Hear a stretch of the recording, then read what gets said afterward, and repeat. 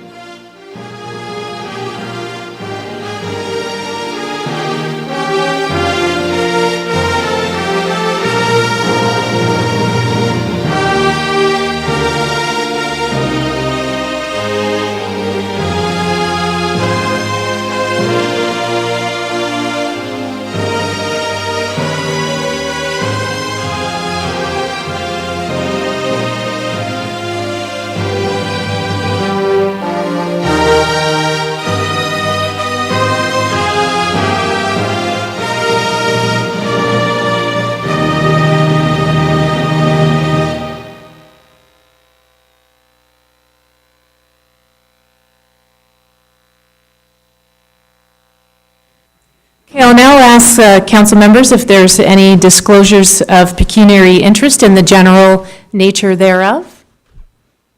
Okay, seeing none, we have 3 delegations tonight. So the first one is Sandy Annunziata, who is the MPCA board chair, who is here regarding an update on the audit of the MPCA. So Sandy, I think you know the drill at the podium.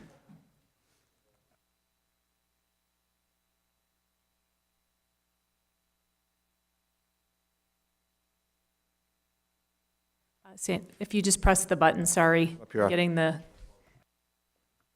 There we go. So thank you, Mayor Jeffs and Wainfleet Council for the opportunity to present again on issues of importance to the residents of Wainfleet.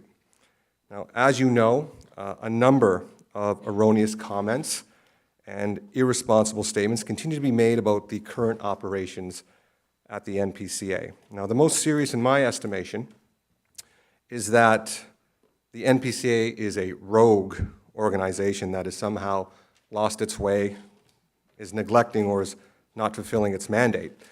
Now, over the course of this year, I have made a dedicated effort to engage and educate our partners on precisely the issue of respect for our mandate. Now, the positives from those meetings and direct results are quite clear.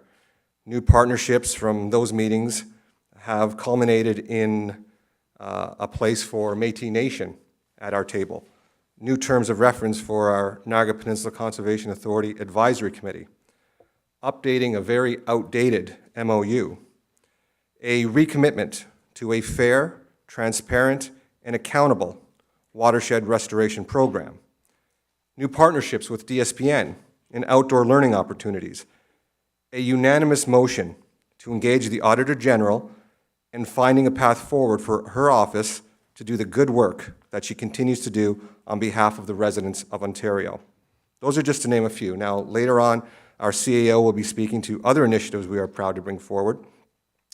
But I can also share with you the disconnect is very real, and it was quite evident throughout those stakeholder meetings.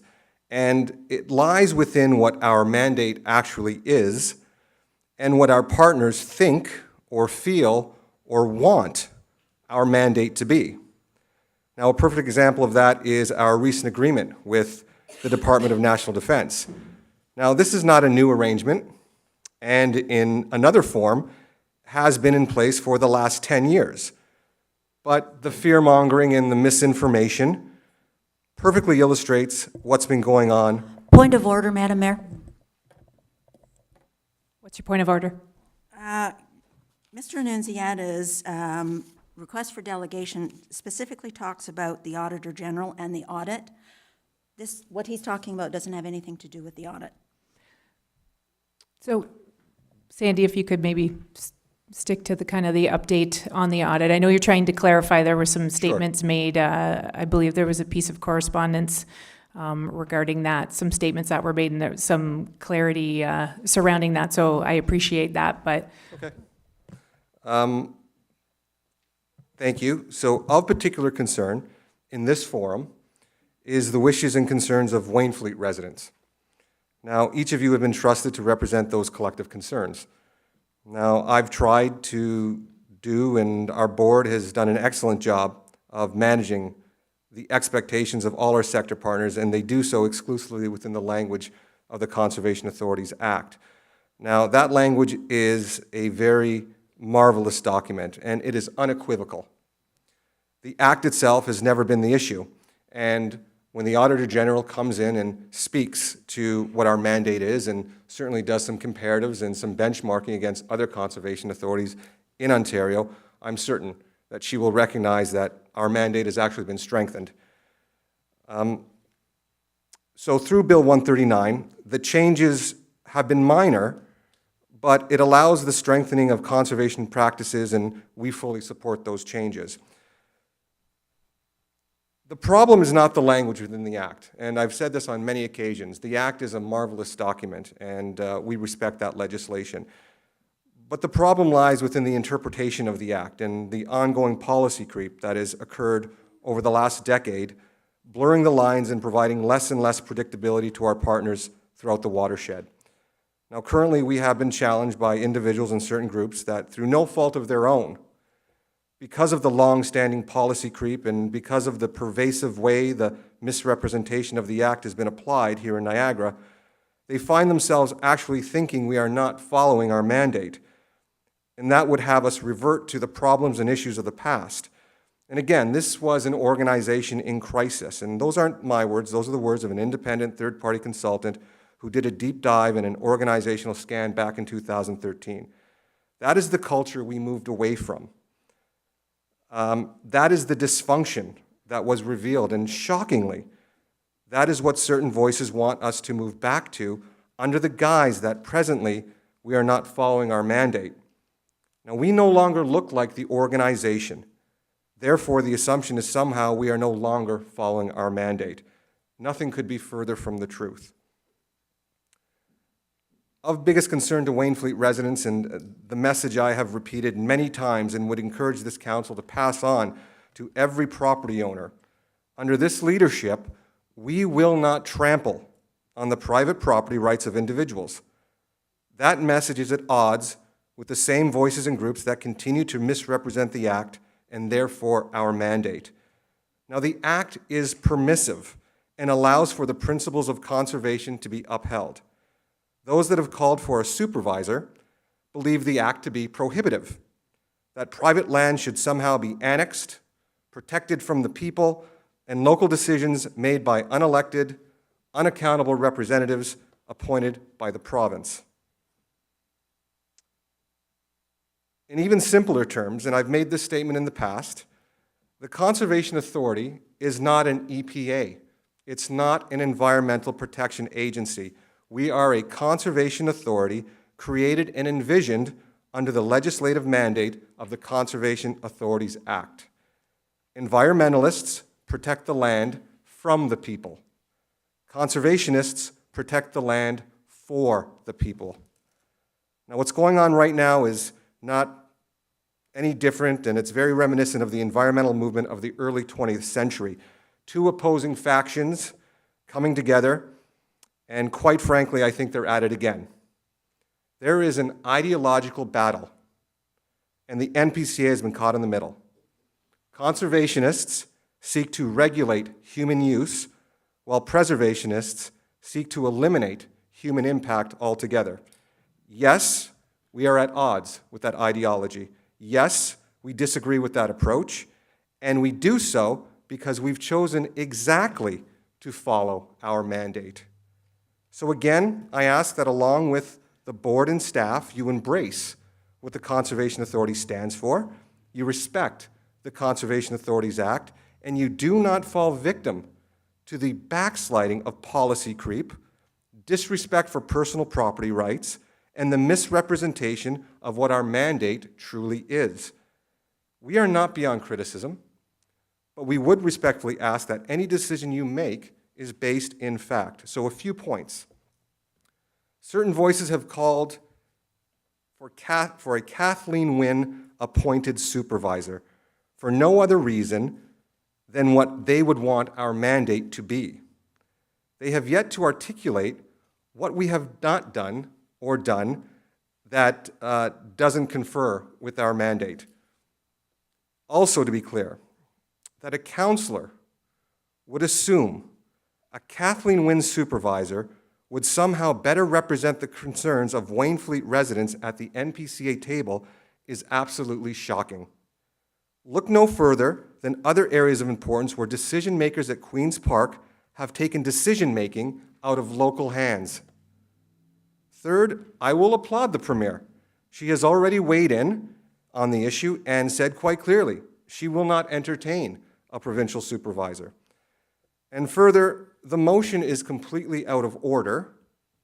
It directs for the dissolution of the NPCA, of which Wainfleet has no legislative authority or jurisdiction to impose. As representatives of your residents, you've been entrusted to craft public policy based on facts. You are not ideologues. You are not fundamentalists that will ignore facts. You are thoughtful, hardworking councillors that will put the needs of your residents first.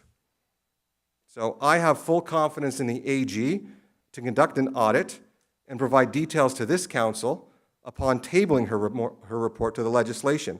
Now, we want her to be able to do her work unfettered, without the interference of unions, politicians, or special interest groups. That starts with putting your faith in the Auditor General and not in a Kathleen Wynne supervisor.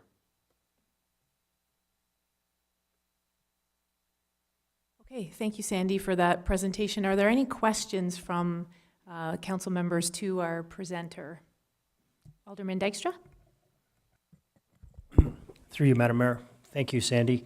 And specifically to the audit, can you provide us with any sort of timeline in regards to the audit, if it's begun, when it will begin, and possibly when it could be completed? Yes, all great questions, Councillor, and thank you for them. As you know, the Auditor General, as directed by the Standing Committee on Public Accounts, has undertaken the audit of the NPCA. I have met personally with Ms. Lysick and her team, and we will shortly formalize those terms of reference, and she will have full access to any reports, any staff, anything she needs to conduct a very fulsome and very robust audit. Specific to the language that was captured in the Hansard report. If I may continue, and timeline, is there any sort of timeline when this could be completed? Again, I can't speak for Ms. Lysick and her team, understanding that she's incredibly busy with some very important work on behalf of the residents of Ontario. We are not a very large organization. As you know, 4% of our budget comes from the province, which is about $400,000. Our overall budget is roughly around $12 million. We have a staff of part-time and full-time of 100 employees.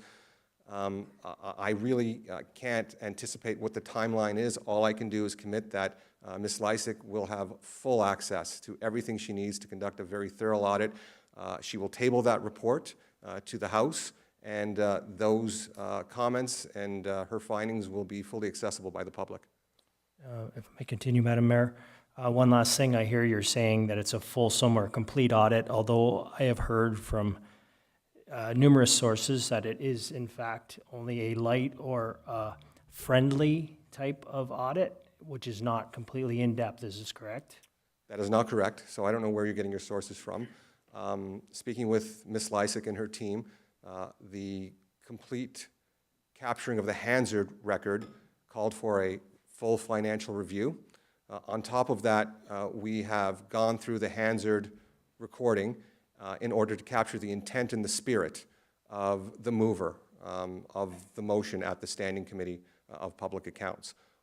Whatever Ms. Lysick wants to investigate, whatever Ms. Lysick needs information on, she will have full access to do that.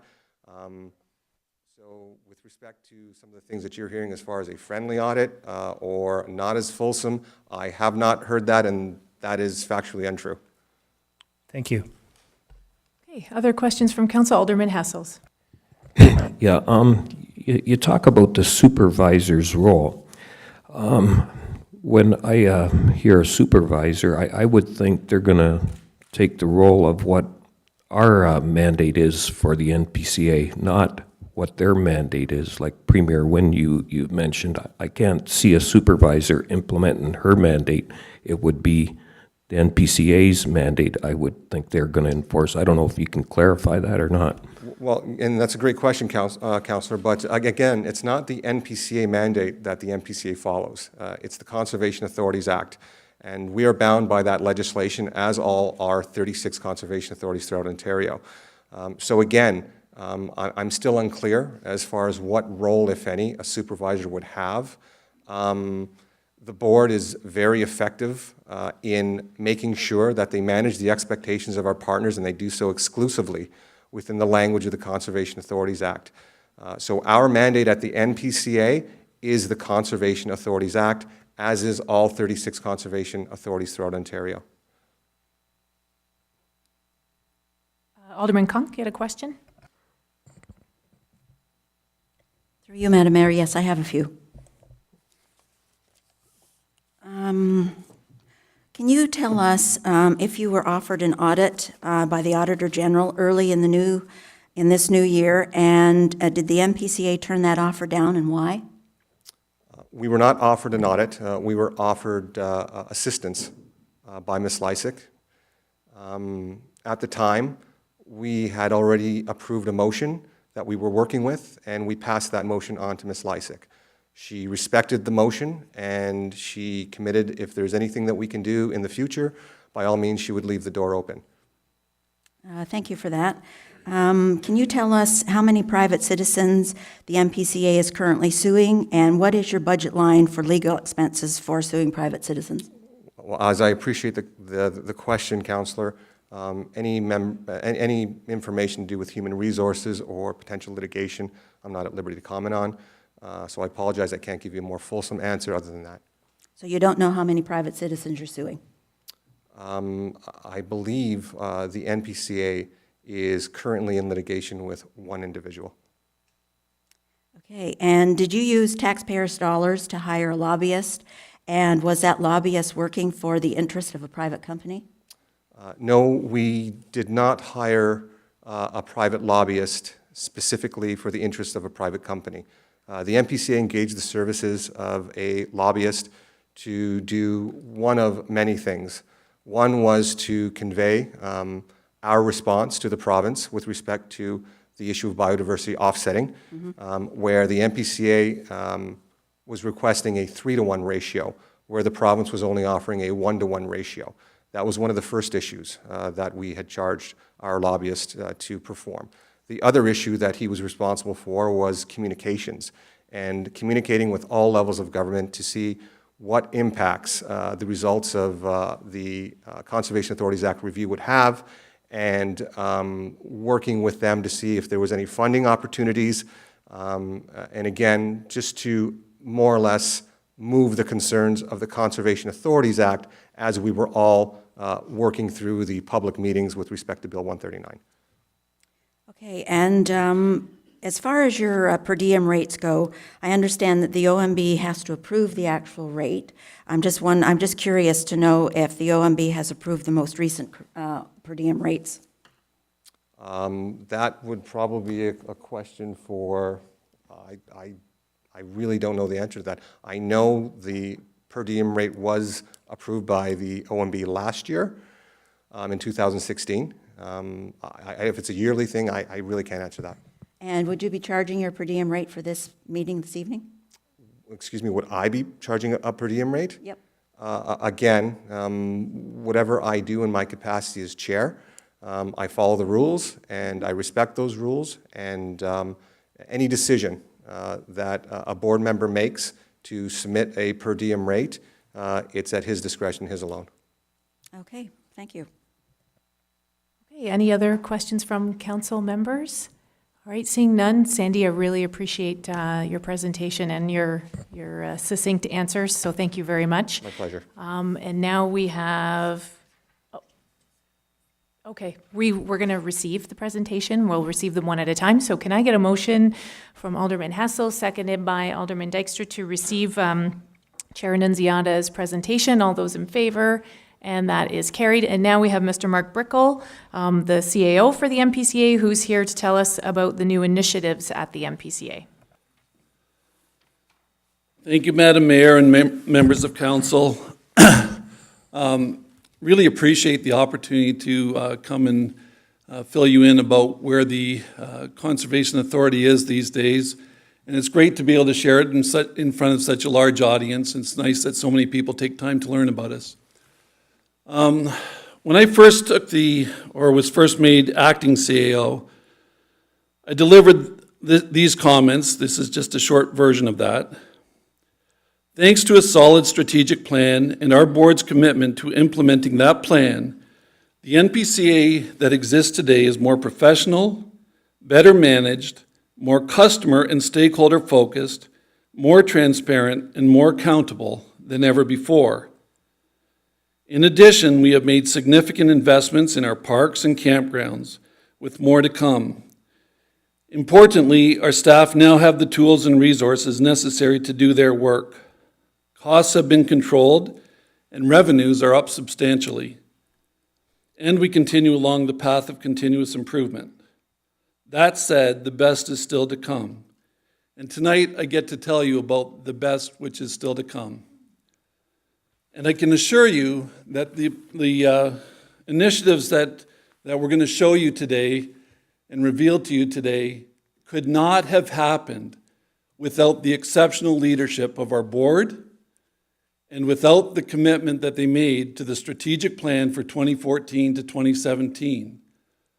The NPCA that existed in 2012, quite simply, could never, ever, ever have contemplated putting forward such bold initiatives.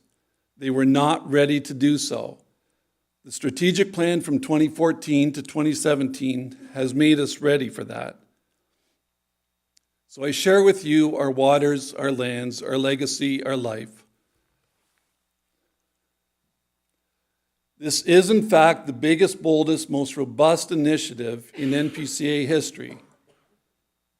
There's never been anything big going back to any point in the history of this organization. Next. Our first commitment, because we do understand that we have not been perfect communicators. We recognize that it is time indeed to establish a new partnership and a new dialogue with the people of the watershed. That's all of our stakeholders, be it landowners, be it farmers, be it municipalities, be it environmentalists, be it developers, be it business, be it schools. It's time for us to acknowledge that we've been imperfect in our communication and to say to you, the community, that we owe it to you to build and initiate a better relationship, a better dialogue, a better partnership. Next. One of the things we're putting forward is a 100-year land plan. This is a plan. We currently own 7,500 acres of land. And we are proposing that over the next 100 years, we acquire a further 25,000 to 40,000 acres of land. This is to enhance biodiversity throughout the Niagara Peninsula watershed, to secure wildlife migration corridors, and to enhance wildlife habitat. The plan in no way, shape, or form will rely upon expropriation. We're going to be looking for land legacy donations. We're going to be working with senior levels of government to acquire, again, thousands of acres of land throughout the watershed. We're going to look at farms where we can acquire 200 to 500 acres where we can actually do massive restoration and conservation work. We're going to work with willing landowners who want to make a difference. Next. A 100-year water quality improvement plan, and this is going to be a series of 5, 10, 20-year plans. And what we have to do here is, for decades now, we've been reporting on the water quality throughout the Niagara Peninsula watershed. And to be honest, it consistently shows as a D, but guess what? That's what all of Southern Ontario shows as. Our water quality is at a D. And so our staff is saying, what is it that we can do to demonstrate that we're moving from a D to a C, from a C to a B? And let's make sure that we have a comprehensive 100-year water quality improvement plan that actually sees that water quality improving for all of us. Next. We're going to plant 1 million trees and 3 million native species in the next 5 to 7 years. This is way beyond current efforts. I was sitting down when I first became acting CAO, and I was sitting down with the CAO from Nattawasaga. And I remember that Chair Annunziata was there as well, and we talked about the fact, and we were pretty proud of it, that we had planted 70,000 trees in 2017. We felt really good about that. But we were talking with Doug Hevener, and he said, you know, we planted 200 to 250,000 trees this year. My mind quickly did the math, and I said, okay, if that's doable, we need to figure out how to plant 1 million trees every 5 years. And this isn't going to be about superheroes. This is going to be about the engagement of thousands and thousands and thousands of people across the watershed. This is going to be about you planting at least 2 trees for yourself and every one of your family members, because we have 500,000 people who live in the watershed, and we have to plant 1 million trees. So we're going to have to engage the schools, and we're going to have to engage partners, and we're going to have to work with stakeholders. We're going to plant 1 million trees and 3 million native species plants. This is important for air quality, and it's important for water quality, and we need partners to make it happen, but it can be done. Next. A lead role in climate change mitigation. The Conservation Authority has never taken a role with respect to climate change mitigation until now. This board is the one who says we need to take a lead role in climate change mitigation. We acknowledge that climate change is occurring, and we acknowledge that we need, and it is our role, to actually be leaders in mitigating against that climate change. Has not been done before, but that's what this board's committing to. Next. We need to be a leading and learning organization. This is within our own staff group to have more lunch and learn sessions. But this is also for us to be learning from you, all our various partners throughout the watershed, to making sure that we are committed to listening to you, making sure that we are committed to understanding you, and making sure that we convey back to you that we understand you. This is about using movie theaters and bringing in hundreds of students to go into a movie theater and learn about water and its importance, its power and its preciousness. To bring literally hundreds of students in there, but to also bring them out to our properties where they can actually do work in the fields, learning specifically through outdoor education how we take care of the environment and how we take care of conservation and the importance of restoration and the importance of biodiversity. It's time that we have that kind of dialogue going on because, again, our strategy is not based on superheroes. It's based on bringing people along in this important discussion. Next. We realize that we can't do all of this without focusing on innovation, technology, and data integration. We have a great GIS team. We have a great mapping team, but the data is still not reliable enough.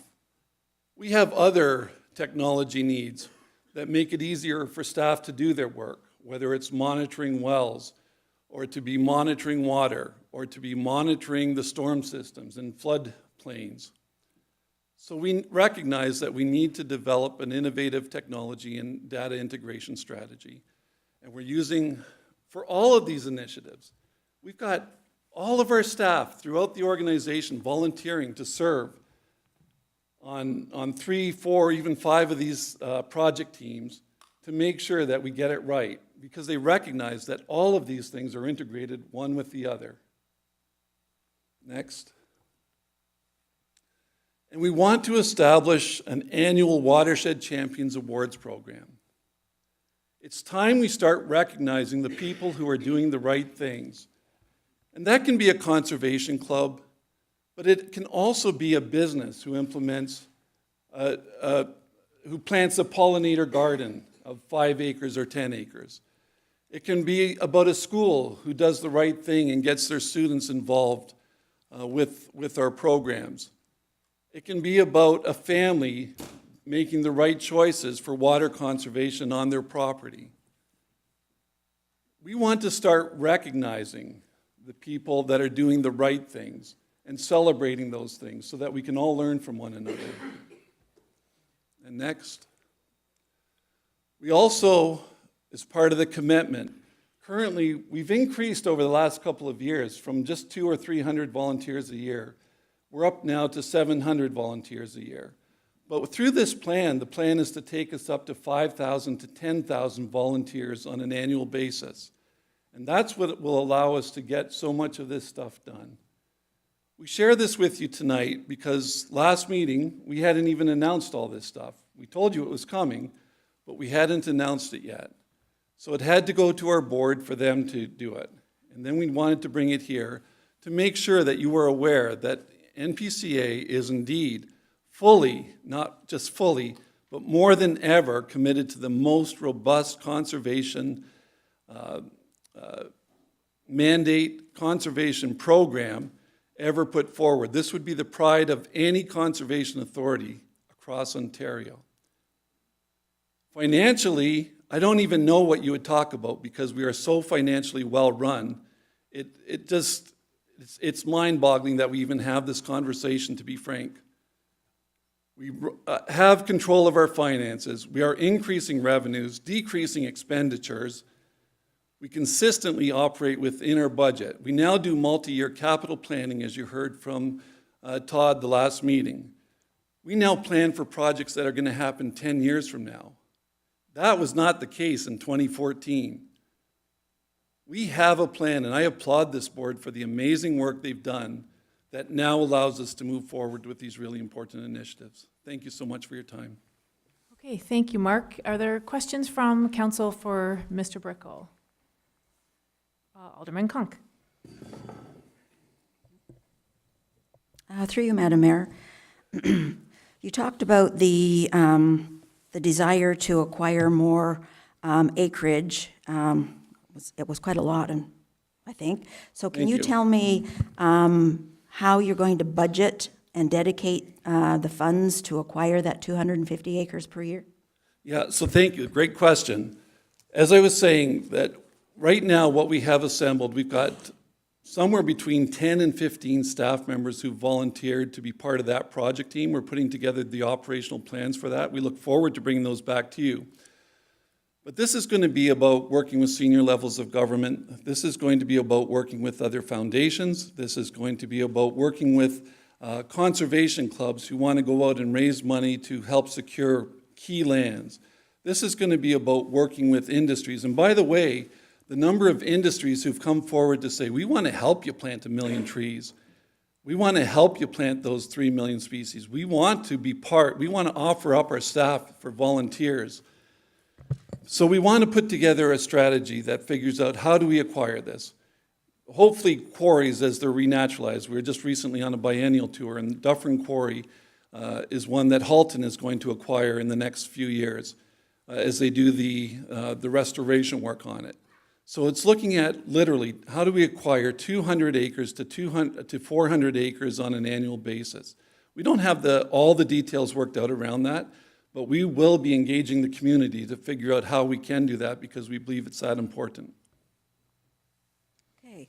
And does that mean, each municipality pays a levy to the region, which you then in turn get as part of your revenues. So does that mean that the levy is going to be increased for each municipality each year in order to accomplish this goal? Certainly, that's not the hope at all. Okay. The attempt is actually not to focus on levy increases. What we have done remarkably well is we've made all of our revenue properties, and that's only 4 or 5 of them that are revenue producing of our 41 properties, but we've made them revenue producing so that they actually pay for themselves. Sustainability will be a major factor in terms of determining just how far we can go with this initiative.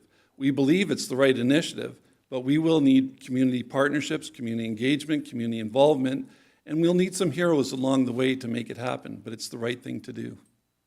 Okay, and if I can continue, can you expand on the bullet point, I don't remember which slide it was, on enhanced biodiversity?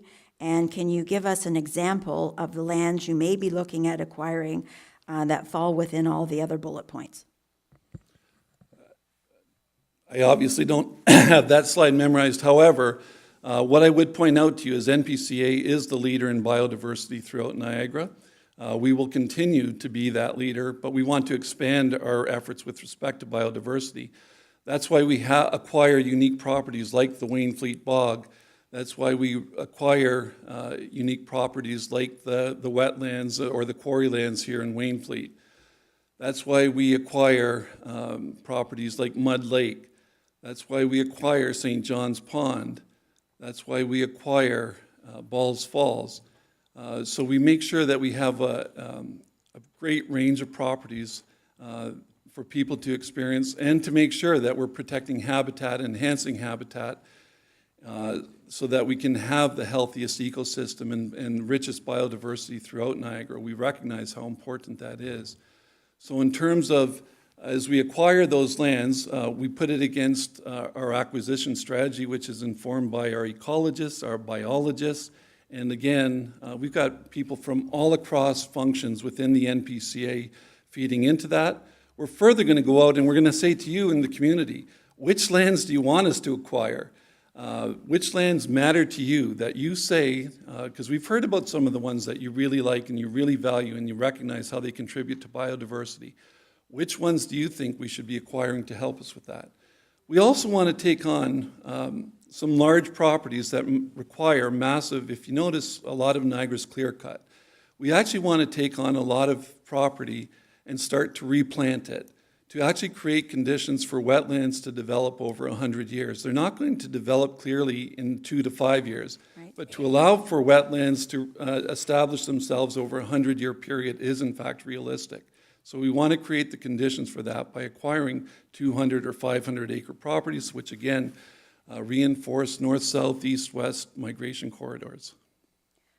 So when you talk about massive restoration, is that what you mean by acquiring properties that have been clear cut and replanting them all, that you would consider a massive restoration? Well, that's certainly one aspect of restoration, and yes, that would be consistent with that. Okay. The other restoration work, we're talking about a 100-year water quality improvement plan, so that will result in lots of restoration work to facilitate that as well. Now, there was some announcement recently with regards to a partnership with the Army. Yes. And I'm just kind of curious how the Army is going to be allowed onto conservation lands. And so in my mind, if they're doing some sort of tactical training, they could be using all sorts of huge equipment. Thank you so much for that trailers. question. Is that the case? I really appreciate that question. And of course, we do not allow them to have their heavy equipment on our lands. What does happen is we enter into an agreement with them. Again, our ecologist is brought to the table so that we take a look at where things can happen, at what times of the year can they happen, what activities are appropriate and which activities are not appropriate. The typical type of activities that we're talking about are orienteering, survival camps, for example, at our campgrounds, some alternative training for individuals, not for the vehicles. They are made very aware of the expectation. This partnership has been in place for somewhere between 5 and 10 years in various forms at different times. We make it clear which properties they can go onto and which ones they cannot, but it's always for passive activities, and I can assure you that our armed forces are as committed to the ecology and making sure that they leave that property in pristine shape, just as they found it. And just one last thing. You're looking at planting 1 million trees, and I applaud that because I like Thank you. trees. However, we have a property here in Wainfleet that's had the wholesale clearing of over 250 trees, and I don't think the MPCA has said anything about that. Well, you're talking about the Emerald Ash Borer problem. No, I'm not. I'm talking about the Lakewood development. Again, that's to an MNRF permit. We have no say about that one. That's a Ministry of Natural Resources and Forestry. That's the permit that guides that project, and NPCA had nothing to say with that. Interesting. Okay, thank you. Before I see if council has any other questions, Mark, just in relation to the military question that Alderman Conk asked, this isn't something new you're doing either, is it? This has been ongoing. It's been ongoing for 5 to 10 years at this point, yes. Okay. Any other questions from council members for Mr. Brickle? Okay, seeing none, thank you so much for the presentation. Thank you. And then we'll go on to our last delegation. So we have, we got to receive it.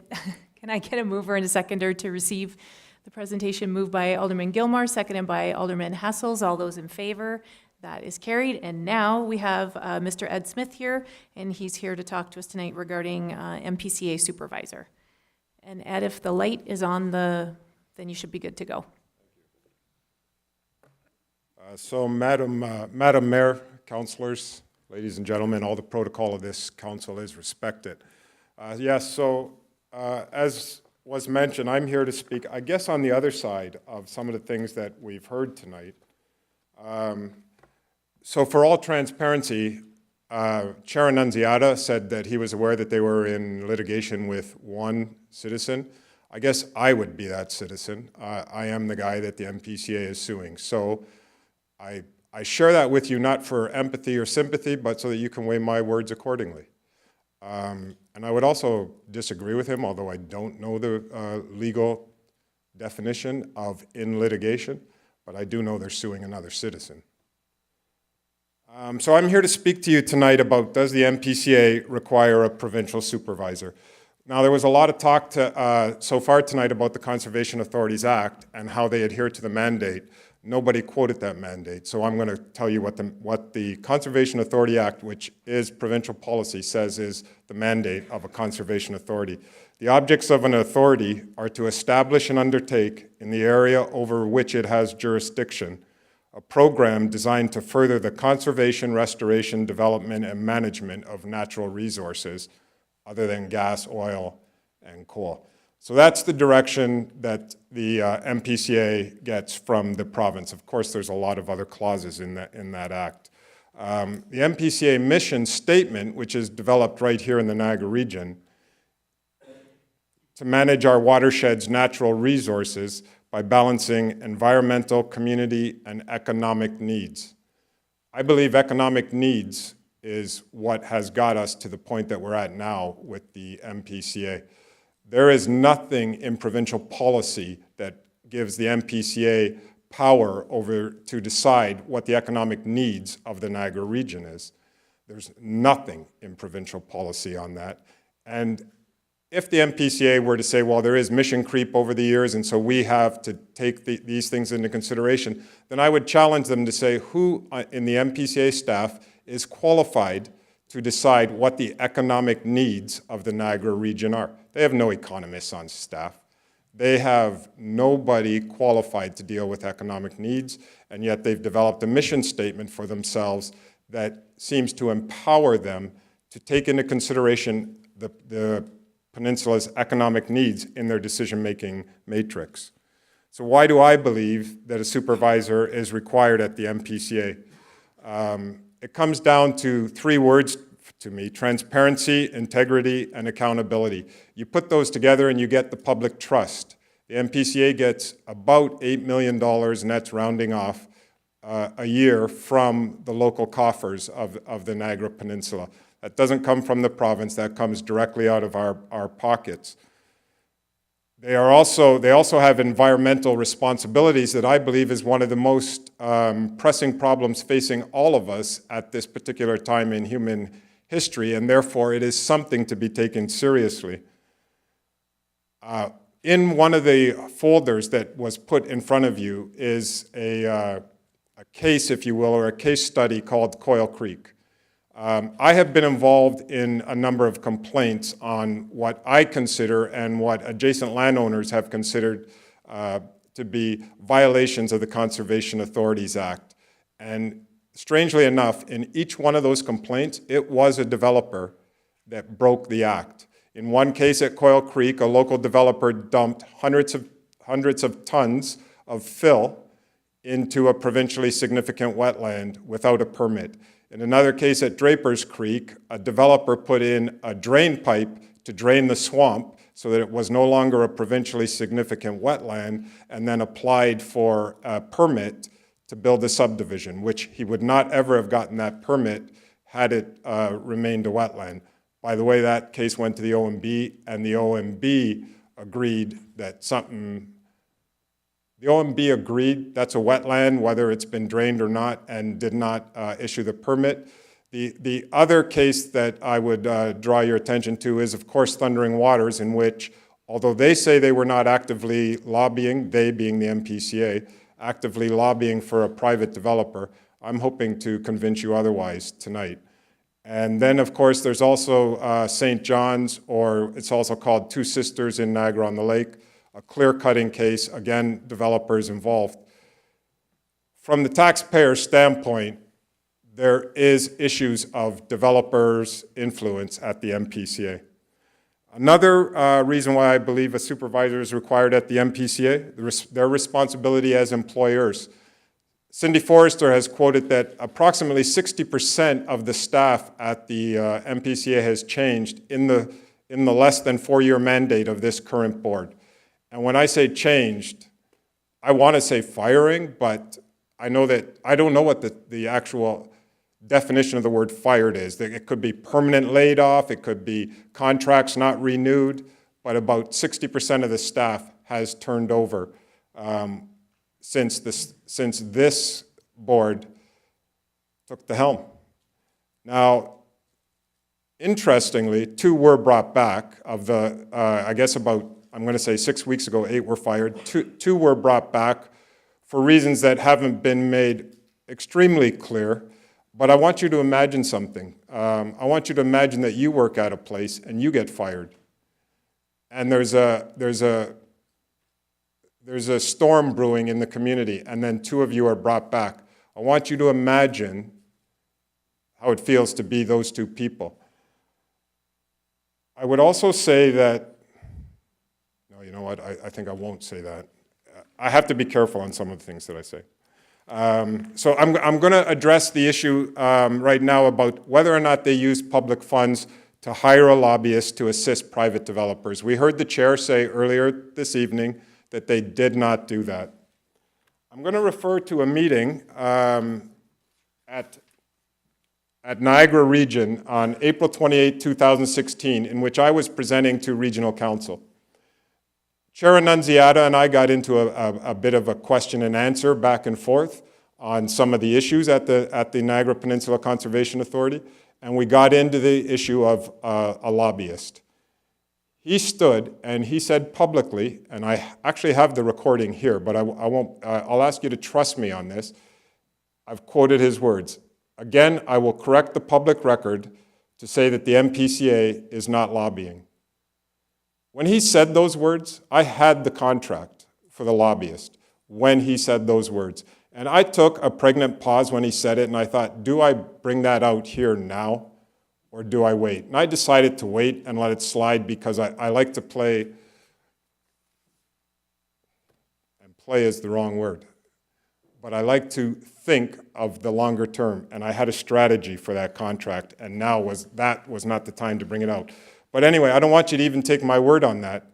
In the files that I've put in front of you, you'll see one of them is called the Office of the Integrity Commissioner. That is taken directly from their website. you will see that at the top of that page, Niagara Peninsula Conservation Authority hired Keeley and Associates to lobby. Now, Chair Annunziata will say, we hired Keeley and Associates not to lobby, even though that's what Keeley and Associates does. We hired Keeley and Associates to consult for us and to communicate with higher levels of government. Fine, so let's explore that then.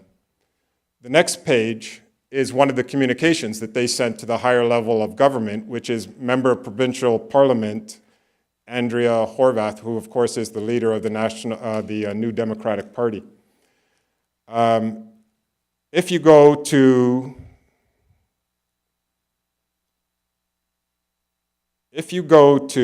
I'm sorry, I've lost my place. Okay, it's the third paragraph, second sentence. We would like to present our most recent project located in Niagara Falls.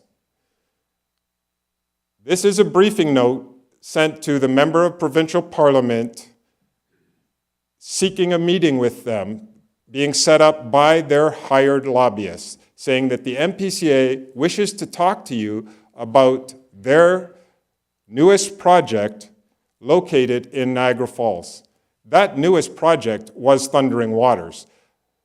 The MPCA was involved in doing a little bit of a tour around the region at the time, trying to convince all of us that biodiversity offsetting was a good thing to use in wetlands, and it was a way to increase the amount of land that we would have as far as wetlands is concerned. What they failed to mention to us was it was really a plan to allow the developer, the Chinese government developer at Niagara Falls, to get the permits they required to do that mega project. Without a plan to deal with those wetlands, that mega project wasn't going to happen. The MPCA engaged a lobbyist with public tax money at the rate of $3,000 a month to lobby our provincial government in order to allow biodiversity offsets at Thundering Waters. There's one more page. And this is the proposal that was sent by Carmen D'Angelo, who was then the CAO of the MPCA at the time. He's now the CAO of the Niagara region. This proposal was sent to Keeley and Associates for them to use as their guidance as they reached out to senior levels of government to try to influence or lobby. You'll see that the proposal talks about create a biodiversity offsetting program as a pilot project for 3 years. Go to the third bullet point down, and it says focus the pilot project on 4 areas. Number 1, Thundering Waters in Niagara Falls. At that exact same time, Carmen D'Angelo and Bruce Timms were standing up in the public telling us that this thing called biodiversity offsetting had no sites in mind. It was a concept that they wanted to explore in the region. They were not looking to assist any local developers or any foreign developers or anybody. They were trying to sell it to us as an exciting new development for the environment, when in fact, and actually I have a lot more documents, this 10-minute restriction is really, it's really complex when you want to get into this kind of stuff. However, there is no doubt that the MPCA used taxpayer money to hire a lobbyist to lobby our provincial government to aid a private developer, a private overseas foreign developer. The next issue that I want to talk about is the expense claims at the MPCA. I put a copy of them at all of your desks. I should say Meredith did that for me. They are the sheets with the yellow and orange highlighting. I won't go through it bullet by bullet, but what I'm going to do is break it down for you. The yellow highlighting are days when board members, and I only have the claims for the chair and the vice chair because that's all I had requested, which is Chair Annunziata and Vice Chair Timms. The yellow days are the days that they claimed per diems in excess of 1. So what I'm saying here is that on a single day, they claim up to and get paid for 3 per diems. I worked in the government for 25 years. I know what a per diem means. I don't know Latin, but I know per diem. It means daily. If you're doing something for the organization that you work for, and it involves some kind of travel or something like that, you get paid a daily rate for doing that once in a day. At the MPCA, they claim it up to 3 times in a day, and they get paid for it. And I'm not talking about one-off mistakes here. If you look through those documents, you will see a repeated pattern of claiming multiple per diems. In their defense, I'm sure they will point out that the MPCA board governing regulation XXX, and I forget the states that per diems will be paid per meeting attended. I will give you my definition of what that means. That means if you attend a board meeting, you can claim a per diem. Some of the meetings that these people have attended and are claiming are telephone conferences from some place where they did not claim mileage, so I'm assuming it's home. So they make a telephone call, they claim a per diem for it. They attend staff barbecues, farewell barbecues, they claim a per diem for it. They attend the fire, Chair Annunziata attended the Fire and Ice event in Fort Erie. The Fire and Ice event is a bar party. He claimed a per diem. Ed, we're past 10 minutes, so I told you that 10 minutes is Sorry. something. Okay, so I will wrap it up on why I believe. Let me go quickly and hit the other issues. Hiring from the board into management, large unsolicited contracts with board members, Regional Councillor Barrick promoted into positions that have been unposted 3 times, refusal to expose documents on the censure of an elected official, large purchases that seem hard or impossible to explain, and refusing to release documents that have been requested through the Freedom of Information process. And those documents include the expense claims of Regional Councillor David Barrick, who works there, the expense claims of all board members. I got the first 2, and then they stopped and said, you're not getting any more. And one of the justifications for not giving me information was that I am frivolous and vexatious because I'm seeking. Frivolous and vexatious was their words. My interpretation of that is because I'm seeking transparency, accountability, and integrity, they see that as frivolous and vexatious. I requested the paperwork into the Lakewood properties, including all the checks that were written. They refused to provide them.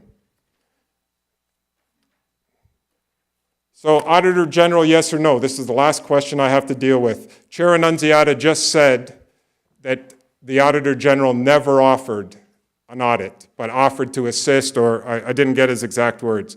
I'm going to read you quickly an email from the Mayor of Hamilton, which was read at an MPCA board meeting on January 18th of this year. This is from the Mayor of Hamilton. As you know, the City of Hamilton, along with other shed municipalities, I'll skip forward to the meaty part. I have been advised by the provincial auditor that she has granted the authority to do the audit by the province. She has a team ready to go now, subject to the approval of the MPCA board. She also states that staff availability to do this is now and not next month or longer due to the audit responsibilities. Those are the words of the Auditor General. I hear you. Sorry. This is the words of the Auditor General in the St. Catharines Standard. And I'm going to, I would have been able to provide some questions? assistance right away. Okay. Okay. I will wrap it up and hope for questions. Okay, I'm sure there will be questions. Thank you so much for your presentation. So questions from council members? Come on. Alderman Conk, thank you.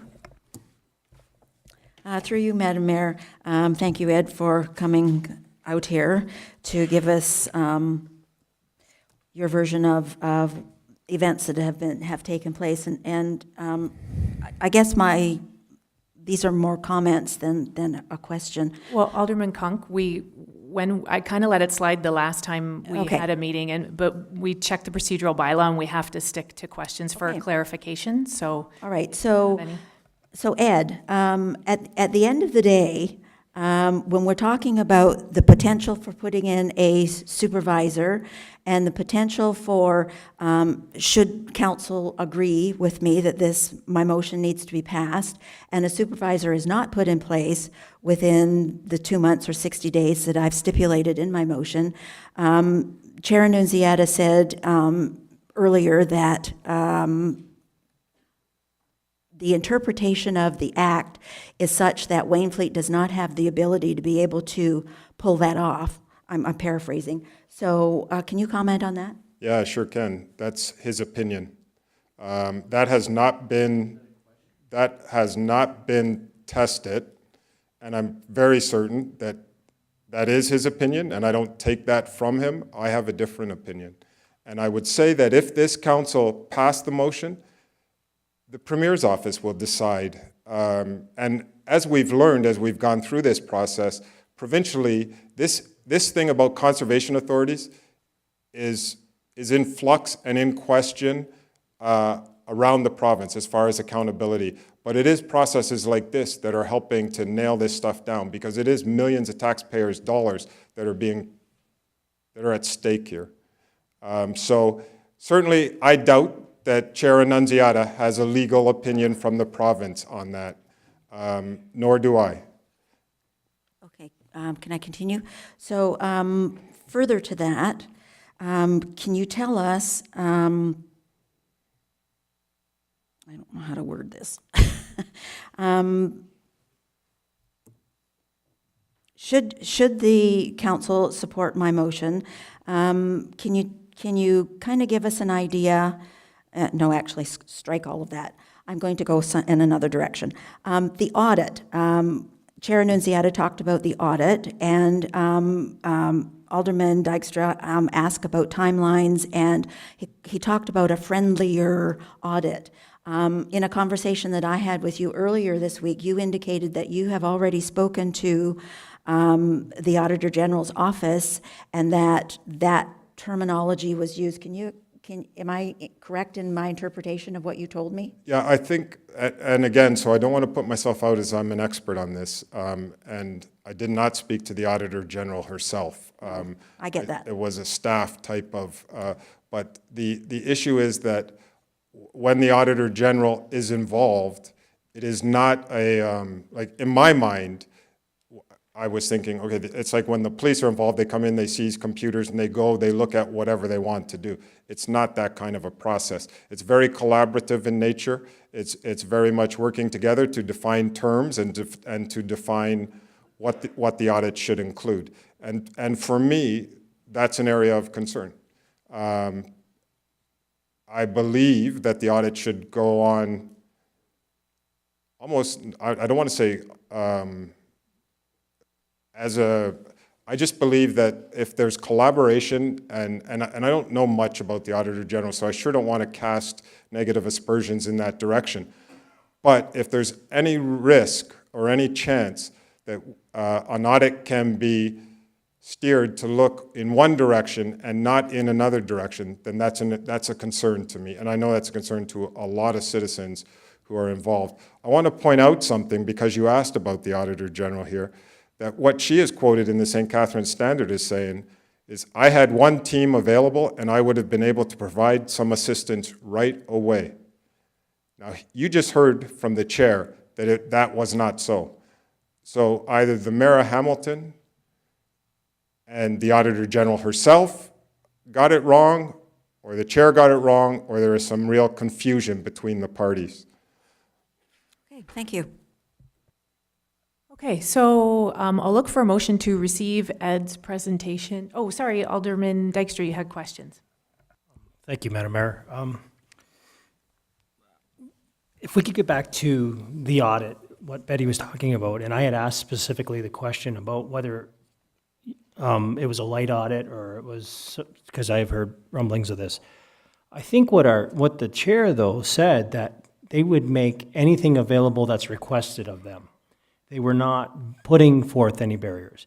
What you're comparing the audit, the Auditor General could request any sort of information. That's not the NPCA putting forth barriers. I'm not trying to, I'm just saying, and I think the court of public opinion, an investigation from the police is an investigation. This is more of a, you know, a process of requesting information on specific items. Of review or something like that. So I have trouble, I guess, saying, I wouldn't think that the NPCA would be, I mean, and maybe you and I would disagree on this. I don't know whether they would be putting forth barriers to prevent them from looking at anything. I don't think they'd put forth barriers either, because barriers are easily identified.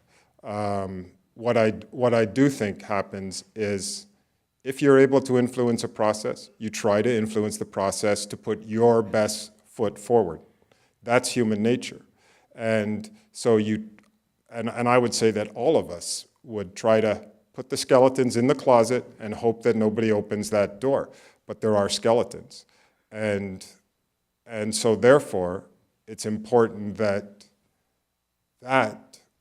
when maybe everything that you need to know is actually in that closet. So through you, Madam Mayor, though, I think, and not to debate, I understand what you're saying, but I think it's a failure on the Auditor General to not request the documents that are required.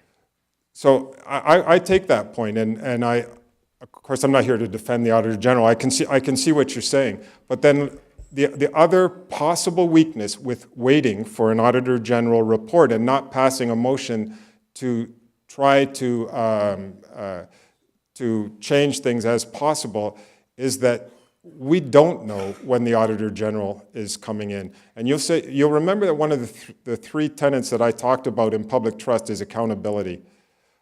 I would assume, and you're all elected officials, so you would know better than me, that there is now an eye on the next election. And if we can get past this next goalpost, guess what? There will be a new board at the MPCA. And so if the Auditor General reports next summer, let's say, after the election is passed, then there's no accountability, because those who have not been reelected or who are not back on the MPCA board, it becomes a situation where, well, whatever went on in the past, we're moving forward. I submit that there are egregious things going on within the MPCA that need to be dealt with. I would also submit that, Mayor Jeffs, you had a discussion with me in the hall at Balls Falls 1 year ago, after I presented there. You spoke to me in a way that seemed to suggest something that you have since backed away from. Sir, I think they were going a little farther off my question. If we could maybe stick to the point, though. I mean, I have the floor now, and I would prefer if we stuck to it. Sure. Thank you. Okay, so thank you again for the, Alderman Hassels. Yeah, I think it's about the supervisor thing is where I'm wanting to go. The supervisor, is that a short-term thing, or is it a permanent thing that you would be seeking? No, it would be short-term while things are sorted out, I guess. I know that there's history of it in the Niagara Peninsula. I wasn't here at the time, but I believe it was done with the health system when there was a problem there. And again, I'm only reporting that anecdotally. I don't know the facts. But it is, in my mind, a supervisor is more or less temporary to get things straightened out. Okay, so any further questions then? All right, seeing none, Ed, I thank you for the presentation, and I'm going to ask for a mover and a seconder to receive the presentation. So moved by Alderman Gilmore, seconded by Alderman Hassels, and I'll call the question. All those in favor, and that's carried. And I just wanted, if council indulges, just clarification, because there were a couple things mentioned in the presentation, and I wanted to ask, since we still have MPCA here, about Coil Creek and Drapers Creek, I think it was, were mentioned, and I know there are residents here in the gallery who have been concerned about that. So was that not, and stop me if I'm talking out of school, but I thought there was something to do with the municipality as well, though, in that instance. So I don't know if you can comment on it, but when Mr. Smith mentioned that, I thought, I kind of made note of it. It would be obviously inappropriate for me to comment on the specifics of legal cases. However, there are complexities around all of those matters, and we agree with the principle of fairness and consistency. We want to work towards that at all times, and I think that that's the real issue in those cases. If you know the NPCA of today, we actually work towards bringing people into compliance in a voluntary way, as opposed to looking to charging people left, right, and center. We work really hard to help people understand the issues and to bring them into voluntary compliance. That's our first priority. There's no question that some of the cases that get raised, these are older cases, and some of them actually have time limits on them that make it difficult to prosecute them or to deal with them in a fair and consistent manner. Our goal is, and this is part of our commitment to building that whole new dialogue, is we want to build that dialogue that actually promotes discussion about matters like these, where we can talk about the issues of fairness and consistency, because that does matter, and those points do matter. So there's a number of principles within each of those cases that is worth discussing, and you are absolutely right. Some of them have to do with the involvement of other municipalities and what their role was in decision-making. So I can't comment on the complexity of all the legal matters that are entailed. What we do agree with is that there is need for consistency and fairness, and that obviously PSWs need to be protected. And then my other question is the FOI refusals that Mr. Smith mentioned. Is it possible to comment on that? Because we have, as board members, received emails about people saying they weren't able to obtain information. And again, I don't know if I'm asking you things that you can't, that are confidential in nature, but I know sometimes there's a list of circumstances why information isn't released. So I don't know if you can comment on that. Again, it would be inappropriate for me to comment, but as CAO, I actually don't see the FOI requests. They are handled through our FOI officer, who makes determinations about those matters in consultation with those in provincial authority. So those matters it does reach a point. I know the speaker is sincere in what he is, the information he's trying to gather. We are a small organization, and the taxation on our resources has been significant. We have answered dozens and dozens and dozens of FOI requests from that individual, and that's not true, Mark. If I'm wrong. We're not gonna. Everybody's been so great, and we'll end it. That was my understanding, that there's been dozens and dozens, maybe not dozens and dozens and dozens. So I apologize if that's inaccurate, and I will correct that number later. Okay. All right. Thank you for Apologize those for that, Ed. comments. And so that was all I had. Does anybody else have any clarification from MPCA staff? Okay, seeing none, thank you. Now, I'm looking, I think, to Alderman Dykstra for a motion to move Alderman Conk's motion up, so that if people don't want to stay for all our other exciting reports, they don't have to. So if you're making a motion then to... Change the order of business, Madam Mayor, Okay. to allow the notice of motion first. So is there a seconder for that? Alderman Hessels. So I will call the question on moving the motion up, changing the order of business. All those in favor? That is carried. So then, Alderman Conk, I will look to you to read your motion. Thank you. Through you, Madam Mayor. Before I read the motion, I'd like to just put a preamble in place, if I may.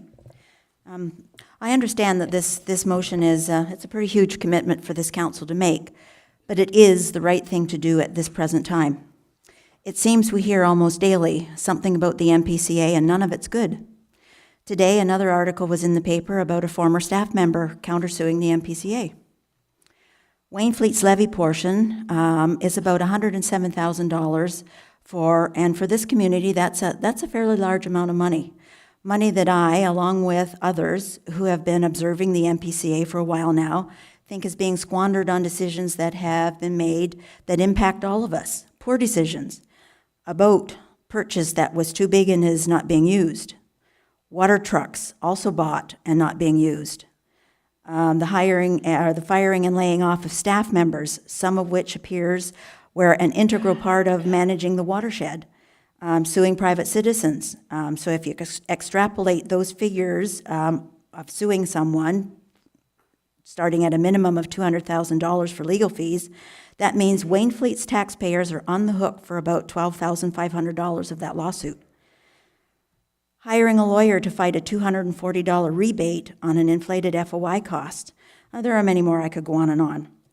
The request in my motion for a supervisor can be done. The act is currently under review, and the minister could amend the act tomorrow if she wanted to allow for a supervisor. There have already been amendments passed, and adding in a provision for appointing a supervisor is able to be done. I've had that clarified by Cindy Forster. The audit that has been agreed to, there's some questions that need to be answered around that audit. The auditor could be looking at some things that many of us might think are irrelevant, and if the board and the staff are the only ones going to be allowed to have input into the terms of reference, we could be looking at results that will be very different from what the general public is expecting. So therefore, a supervisor being put in place until after the next municipal election is over is, in my mind, imperative. We are supposed to be the leaders of our community here, and we need to have the voices of our tax-paying residents heard at Queen's Park. We should not be intimidated by the MPCA's presence here tonight or their attempt to convince us that everything is just fine and dandy. I urge my council mates to do what is right and support my motion.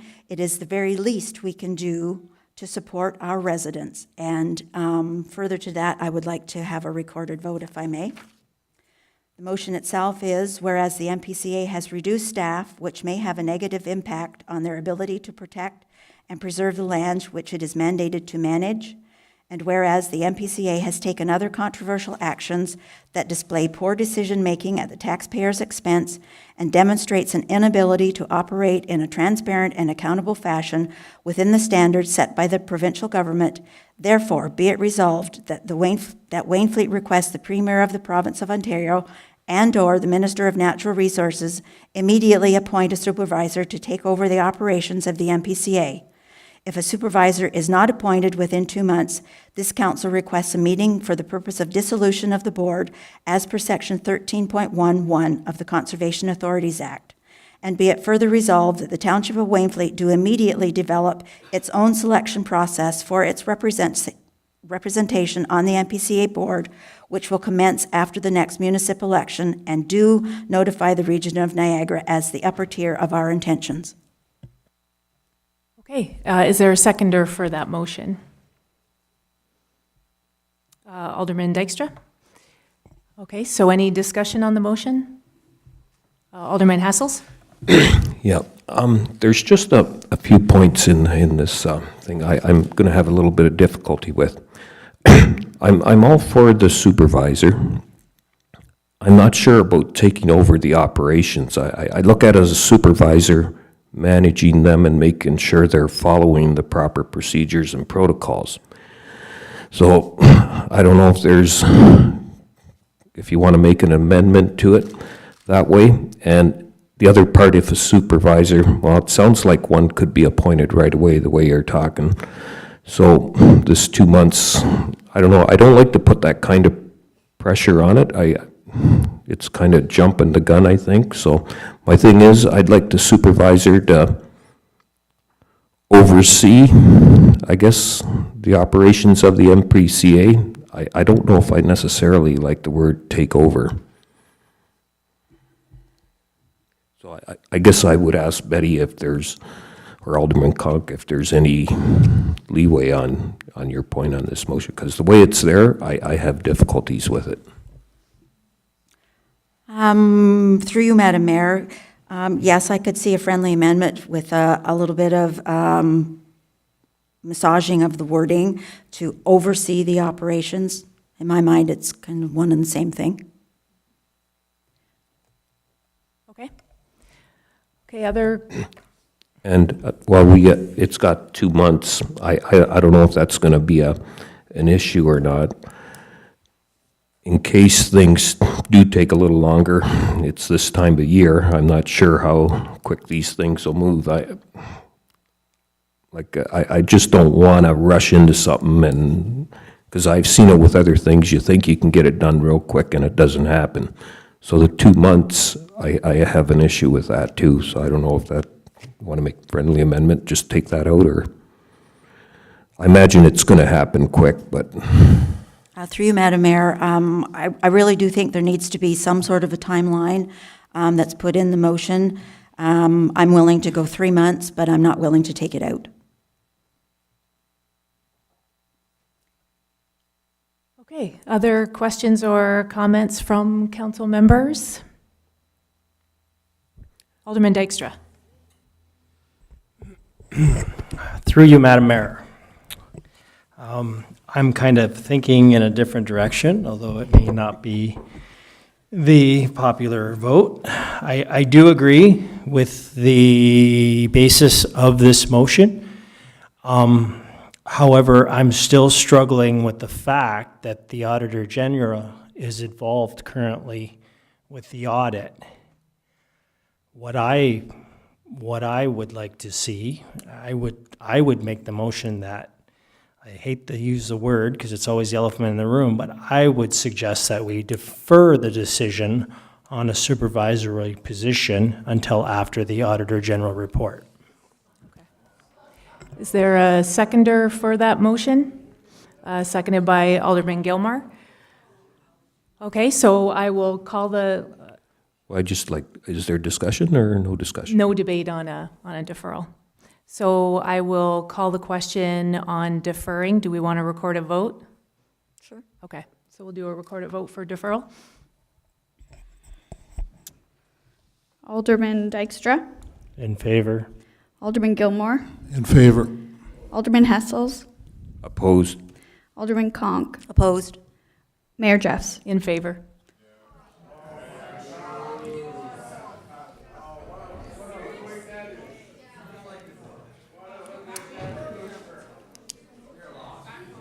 So we're going to call a recess. Do we need a motion? Okay. So can I get a motion for, to recess? Alderman Hessels, Alderman Gilmore, all those in favor? That's carried. So we're taking recess and then we're going to come back and do the public meeting.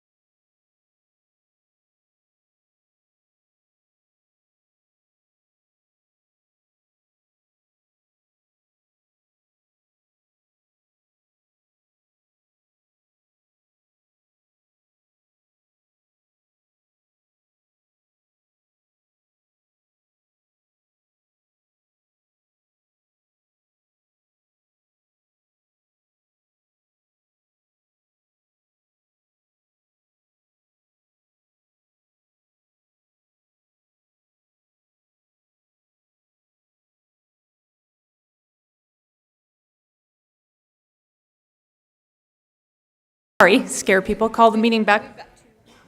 Oh, so we've got Ted coming and Richard coming, so we'll call the meeting back to order.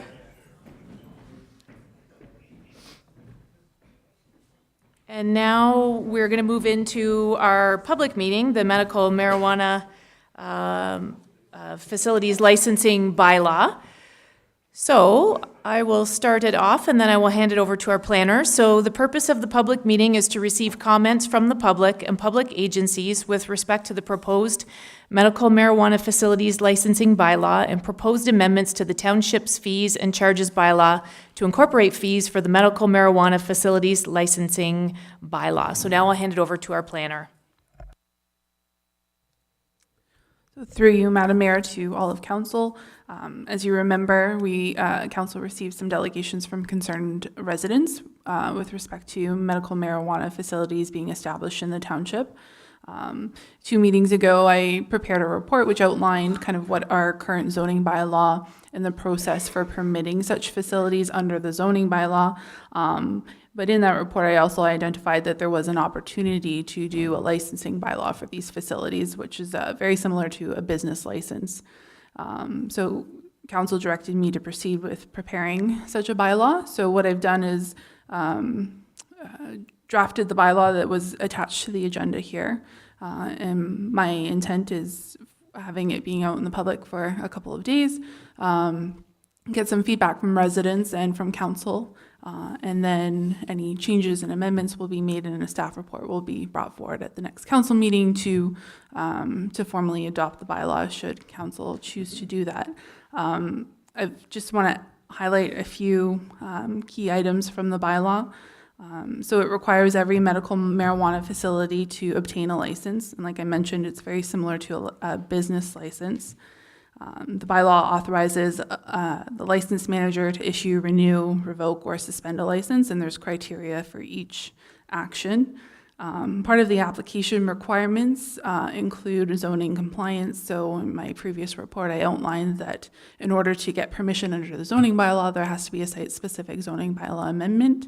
So for a facility to apply for a license, that process would have had to have happened and been approved by council. A copy of their Health Canada license would have to be included. They would have to demonstrate fire code compliance, and they would also require a general inspection report from the Electrical Safety Authority. Proof of insurance, and we've also added a police check in the requirements there. So the bylaw also authorizes staff and members of the Niagara Regional Police to inspect the facility. And requires that a registry of licenses issued be established and maintained. And then, as I mentioned, we outline grounds for refusal to issue, renew, revoke, or suspend a license. And we've also included some nuisance abatement requirements and penalties for contraventions to this bylaw. So the intent is just to hear from the residents and from council in terms of any concerns or suggestions for the bylaw, and then we'll go from there. Okay, thank you. Are there any questions from council? Alderman Conk. Through you, Madam Mayor. Sarah, can you clarify for me on page 2, under medical marijuana facility, you have in the second line, or a successor thereto. Can you clarify what you mean by that? That's just to encompass in case healthcare or the federal government changes the access to cannabis for medical purposes regulations, whether they rename it or revamp it, that any successor to that regulation is included in this. So we wouldn't have to go back and amend our bylaw if they were to change that regulation. Okay. And further down on page 2, under the administration of this bylaw, you've got a license manager. Do we know who that license manager will be? Will it be from planning? Will it be from building? Who, what, when, where? So in the bylaws, so the definition for licensed manager, we've chosen the township's manager of protective services as they oversee the bylaw department. So the supervisor of the bylaw enforcement officer would be the licensed manager. But there is opportunity in the bylaw and language in the bylaw that says that they can delegate some of their authority to another staff member. So, but at the end of the day, it would be, any license would be signed off from the manager of protective services. Okay, and on page 6, can you explain the appeal tribunal? Like, does the township have to make up the tribunal? Does it put people in place? Are residents going to apply for being on the tribunal? Is it council that's the tribunal? Can you tell us what that is? So through you, Madam Mayor, to Alderman Conk, that'll be part of my staff report to come. So there's a couple of options that council has. The appeal tribunal could be members of council, whether it's some or all of council. You could delegate the responsibility to an existing committee of council, such as a committee of adjustment, property standards committee, or you could establish a new body where you would ask for submissions from residents to sit on the appeal tribunal. And I'll outline those options in my report that's to come. Okay, and just one last question. Under nuisance abatement, and I'm assuming what I'm going to say is probably there isn't anything we can do about it, the smell. What do we do? So through Madam Mayor to Alderman Conk, under the zoning bylaw, that 150-meter setback to residential or sensitive land uses is intended to mitigate some of the smell issue. There are also Ministry of Environment guidelines that have to be adhered to. So if the smell is excessive beyond what we've required in that 150-meter setback, there are mechanisms through the Ministry of Environment in terms of air quality that could be pursued.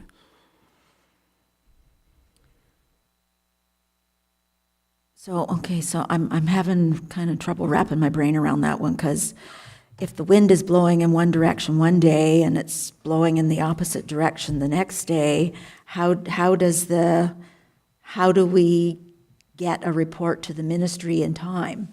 And what are the standards?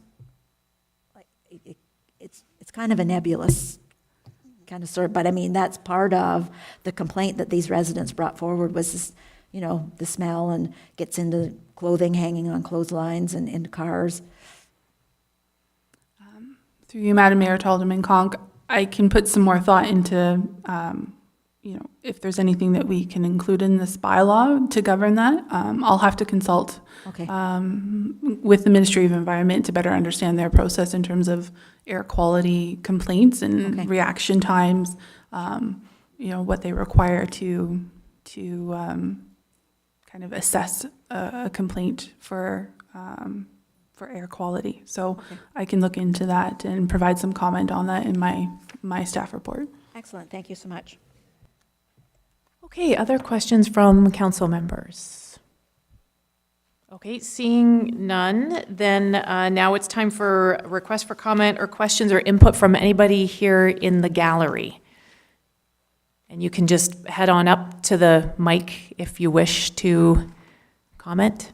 And I know some people have given us written comments too, and you can still do that if you don't want to get up tonight and talk.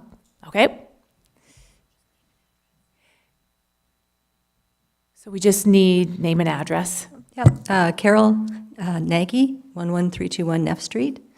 I don't know if there was any consideration given to safety and security around these sites, and if that is a concern that we need to take into consideration.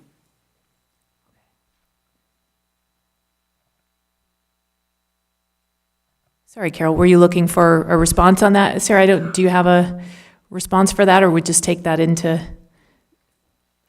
Okay. Okay, she's looking for it. Okay.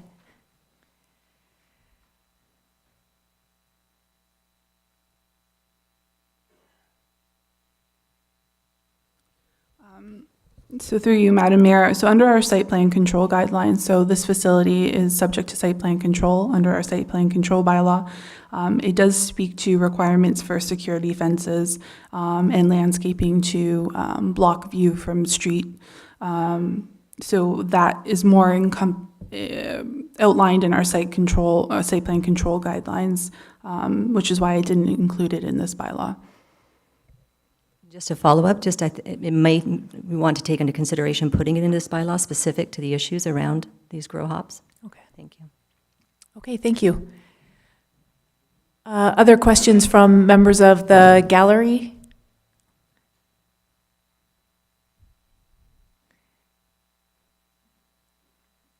So I'll ask again. Yeah, we were ready to have you right over at the podium.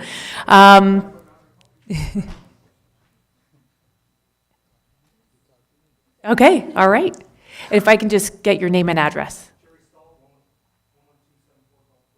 Okay, and yeah, can you just press the button on the microphone? Sorry. Okay. Oh, Jerry- sorry, she's asking if you can spell it, sorry. Jerry with a G, E-R-R-Y, Stull, S-T-U-L-L, 11274 Golf Course Road. In regards to these bylaws, is there a certain size restriction to the facilities you're looking at? Because I know there are certain people that have the access to medical marijuana, which may not be on a commercial perspective, but more on a smaller scale. So how does the zoning bylaw affect people that are using it for personal use and want to produce their own? And what about the recreational laws that will be coming forward next year? How will that apply for people that want to grow their own recreationally? So I'll look to Sarah.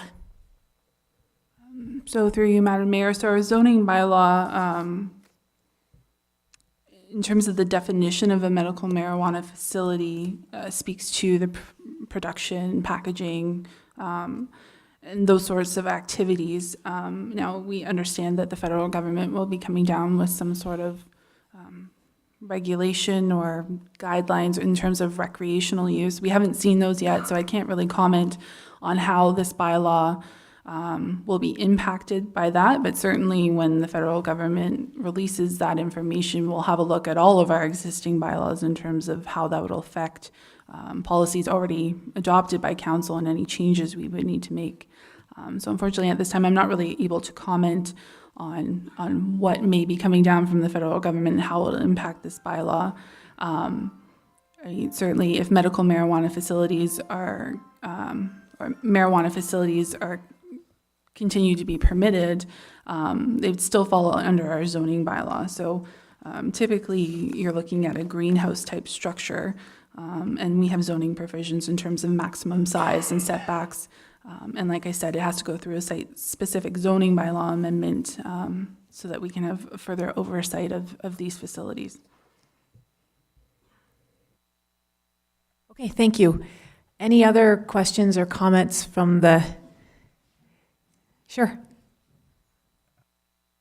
Sorry, I just did want to have a follow-up. I'm in support of people who use medical marijuana and the new legislation coming forward, but I'd like to see if it's possible to have a balance between our current farmland and our current agriculture and then the production of marijuana. So if there's some percentage that we would allow farms to be turned into medical marijuana processing places or growth places up to a certain maximum, so that we're not losing all of our agriculture and farmlands to only one crop, if that's possible. I would hate to be the medical marijuana farming capital of the area, right? Maybe I wouldn't mind it, I don't know. Okay, I think the planners noted those, or the clerks noted those comments. Did you want to speak to that, Sarah, or you're, okay. I can look into that. Okay, perfect. Other questions or comments from anybody in the gallery?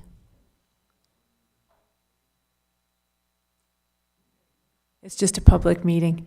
So any other questions or comments? Going once, going twice?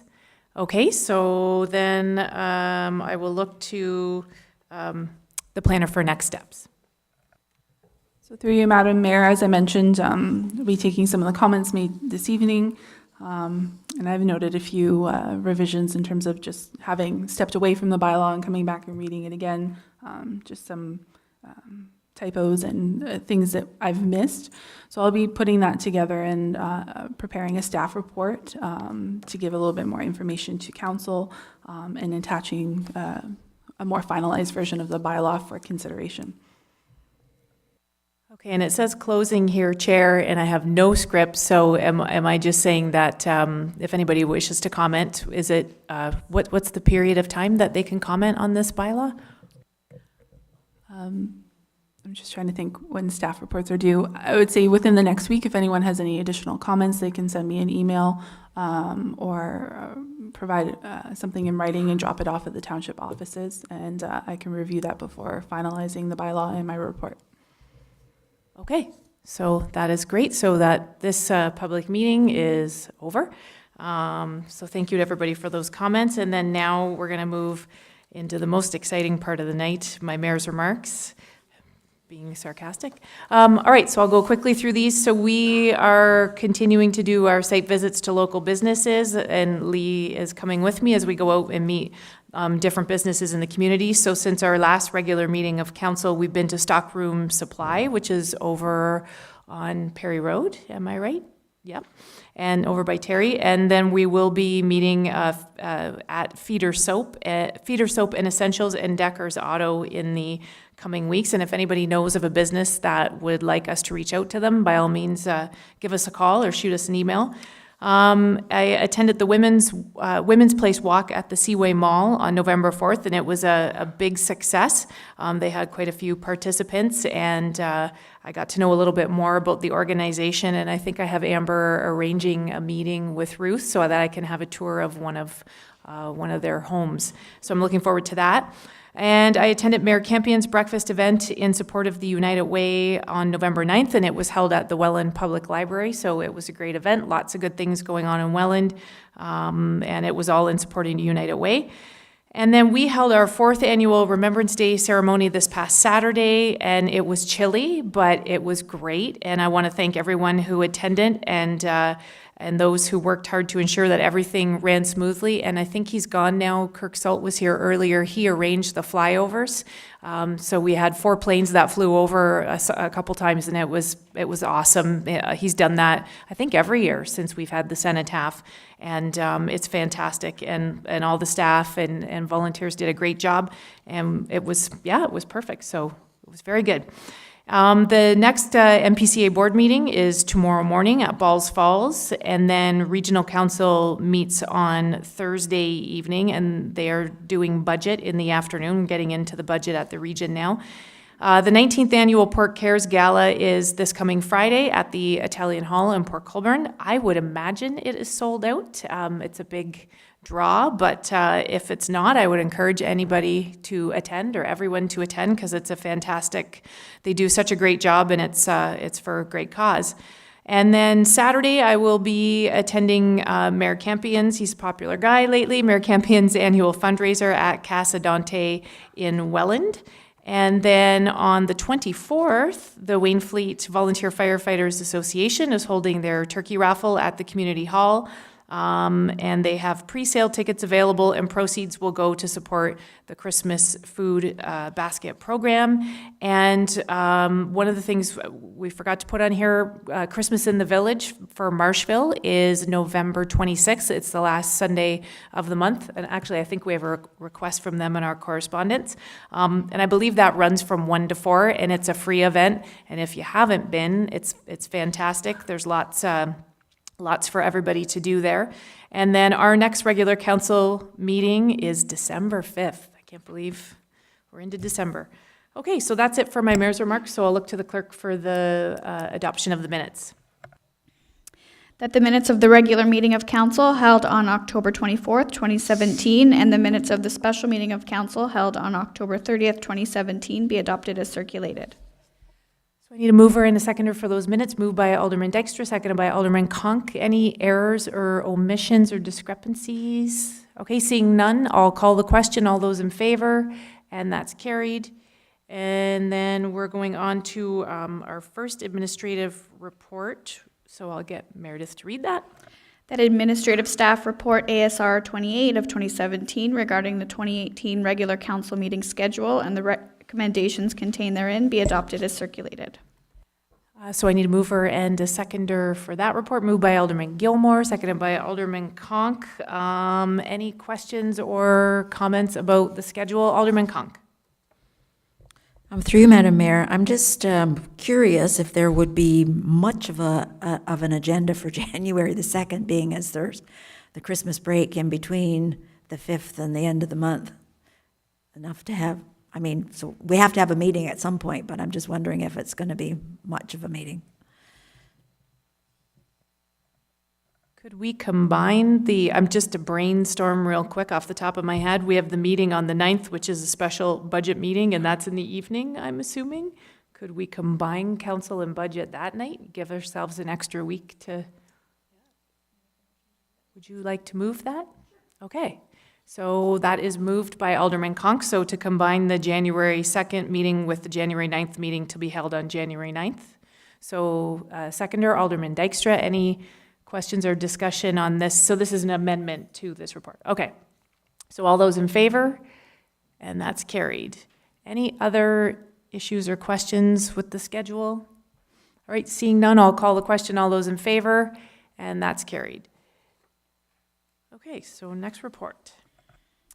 That administrative staff report ASR 29, 2017 regarding borrowing for current expenditures and the recommendations contained therein be adopted as circulated.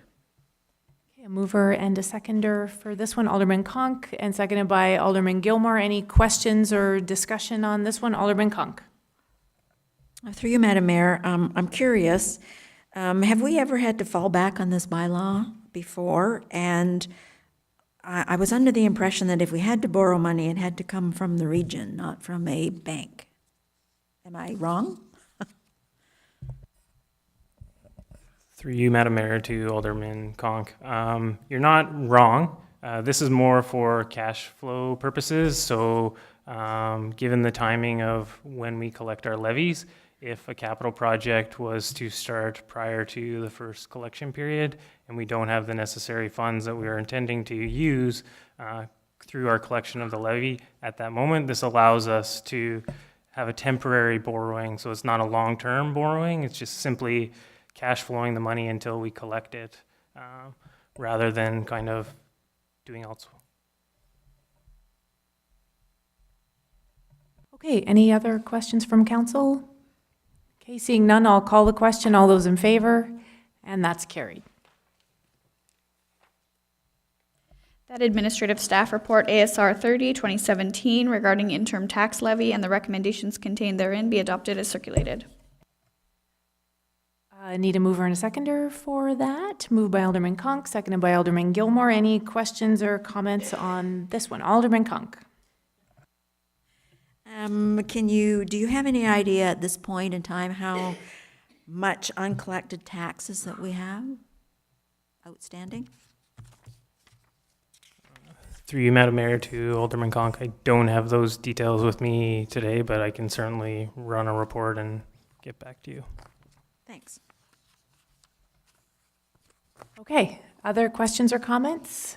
Seeing none, I'll call the question. All those in favor? And that's carried. That administrative staff report ASR 31, 2017 regarding the 2016 auditor's report and draft financial report and the recommendations contained therein be adopted as circulated. So I need a mover and a seconder. Moved by Alderman Gilmore and seconded by Alderman Dykstra. Any questions or concerns on this report? No? Okay. So I'll call the question. All those in favor? And that's carried. That building staff report BSR 11, 2017 regarding inspection fees and the recommendations contained therein be adopted as circulated. So I need a mover and a seconder for this report. Moved by Alderman Hessel, seconded by Alderman Gilmore. Are there any questions or discussion on this one? Alderman Gilmore. Thank you, Madam Mayor, and thank you, Randy, for the report. Madam Mayor, I would like to refer this report back to staff.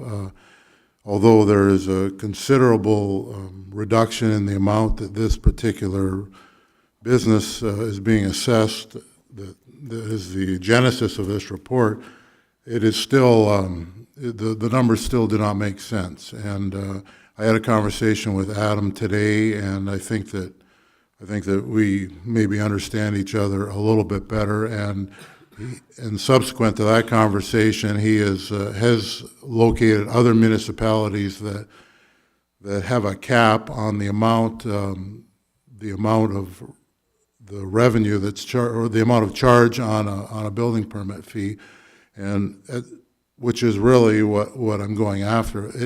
At the end of the day, these charges have to be commensurate with the expenses and any particular surplus that we may want to accumulate for that department for unforeseen issues that come up. But at this point, the reduction from $24,000 to $18,000 just isn't enough, considering the fact that in the last 2 years, at least that I researched, the most that any business or individual was charged in the township was $6,500 for a building that had a value, construction value of $1.4 million, which is more than double this particular project. So we need to look at some way to get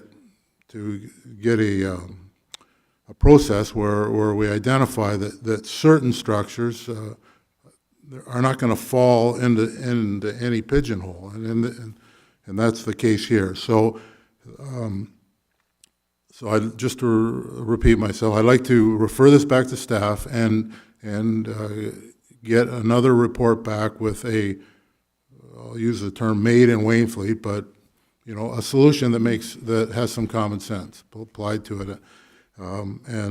I'd like to see a number that is no more than the amount that we've ever charged anybody in the township, and hopefully less than that. So, but again, I don't want to pick the number, and I just want to have something that's fair going forward. So my motion is to refer this back to staff. So referring it back to staff, so a seconder for that motion, seconded by Alderman Dykstra.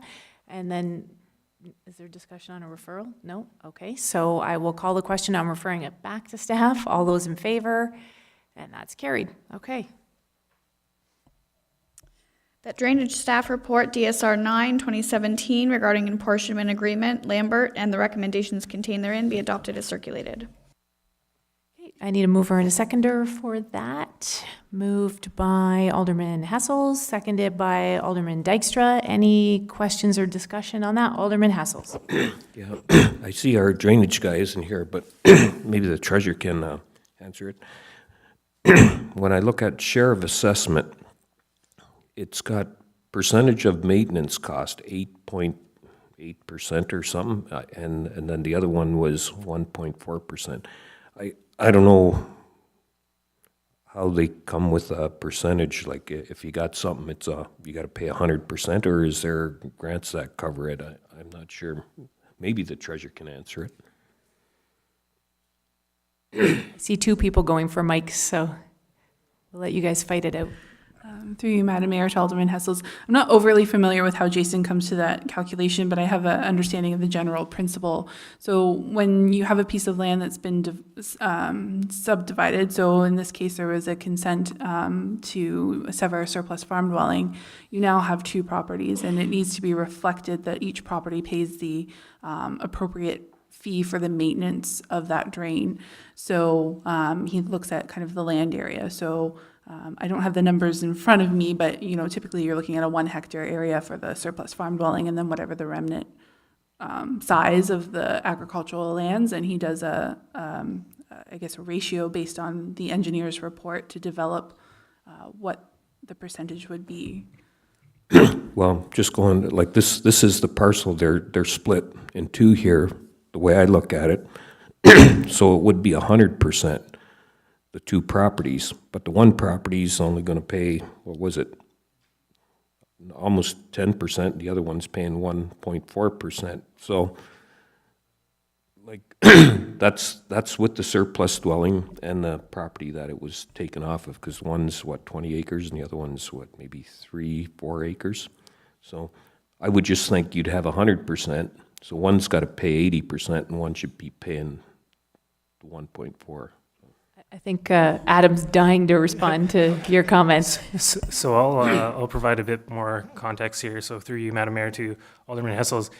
Yeah, that's kind of how it works, but I think what's confusing in terms of the spreadsheet is if you look just above kind of that bordered in area on the apportionment share of assessment. So it says the total percentage of maintenance costs associated with this property was 10.373%.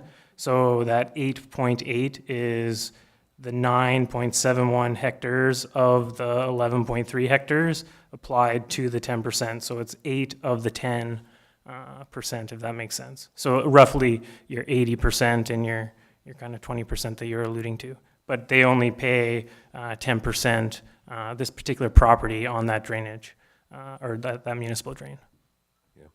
I don't know, maybe we can get some clarification, or I could call him tomorrow. I just couldn't figure out how he could come with that, because it says 11 acres, so, yeah. I know what you're saying with the other thing there, but somehow, to me, it didn't make sense.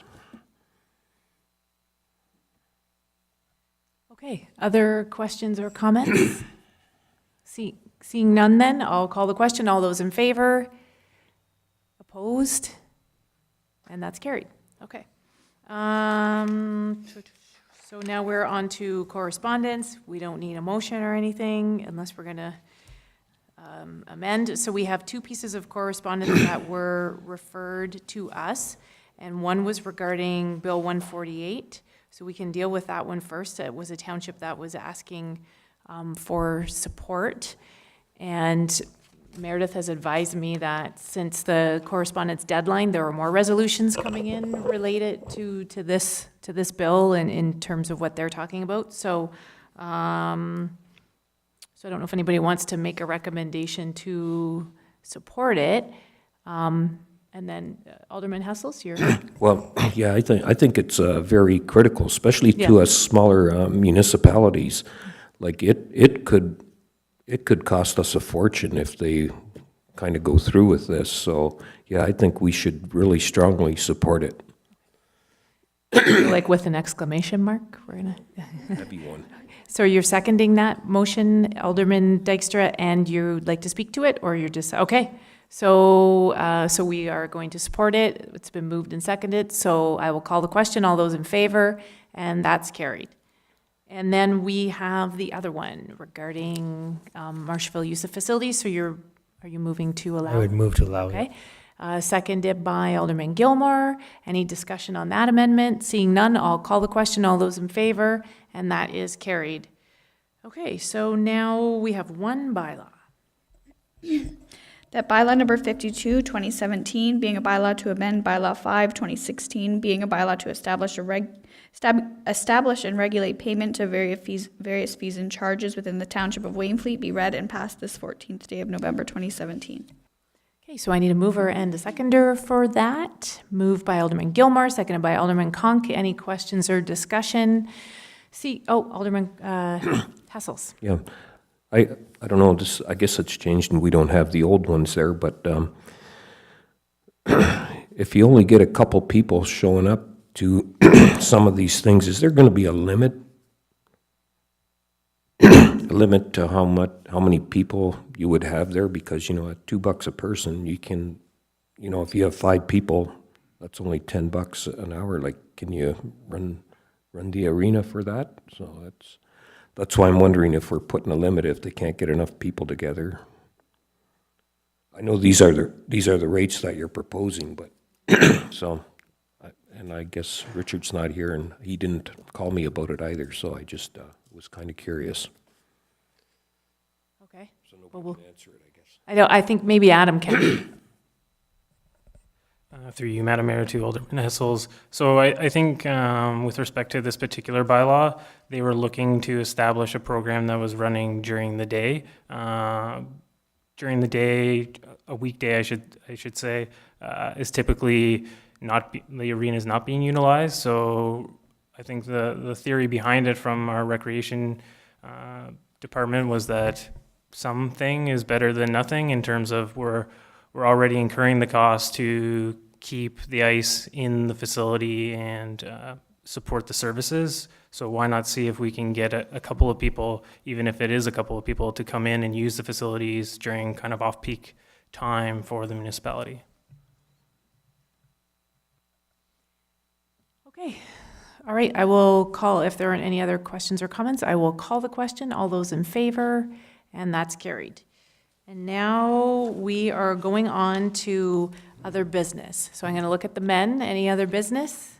Okay, now I will look to Alderman Conk. I have a couple, so I'm going to deal with what I think might be the easy one first.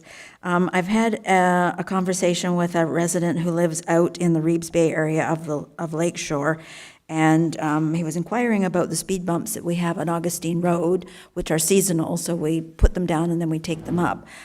Is there any way we can get some of those speed bumps along that section of Lakeshore where it's really narrow? People tend to speed along there, even though it's really, I drive slow because I'm a granny, I'm sorry, because it's windy and it's really narrow and I'm afraid of falling off the side.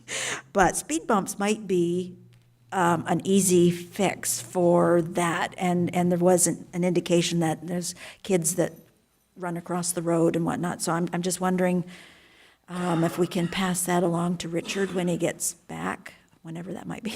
Yeah, I don't think they were really costly or a big, like. Yeah, they didn't seem to be, if I remember correctly. Yeah, so yes, we can definitely, we'll note that, and then when he gets back, we'll say, surprise, this is what we want you to look into.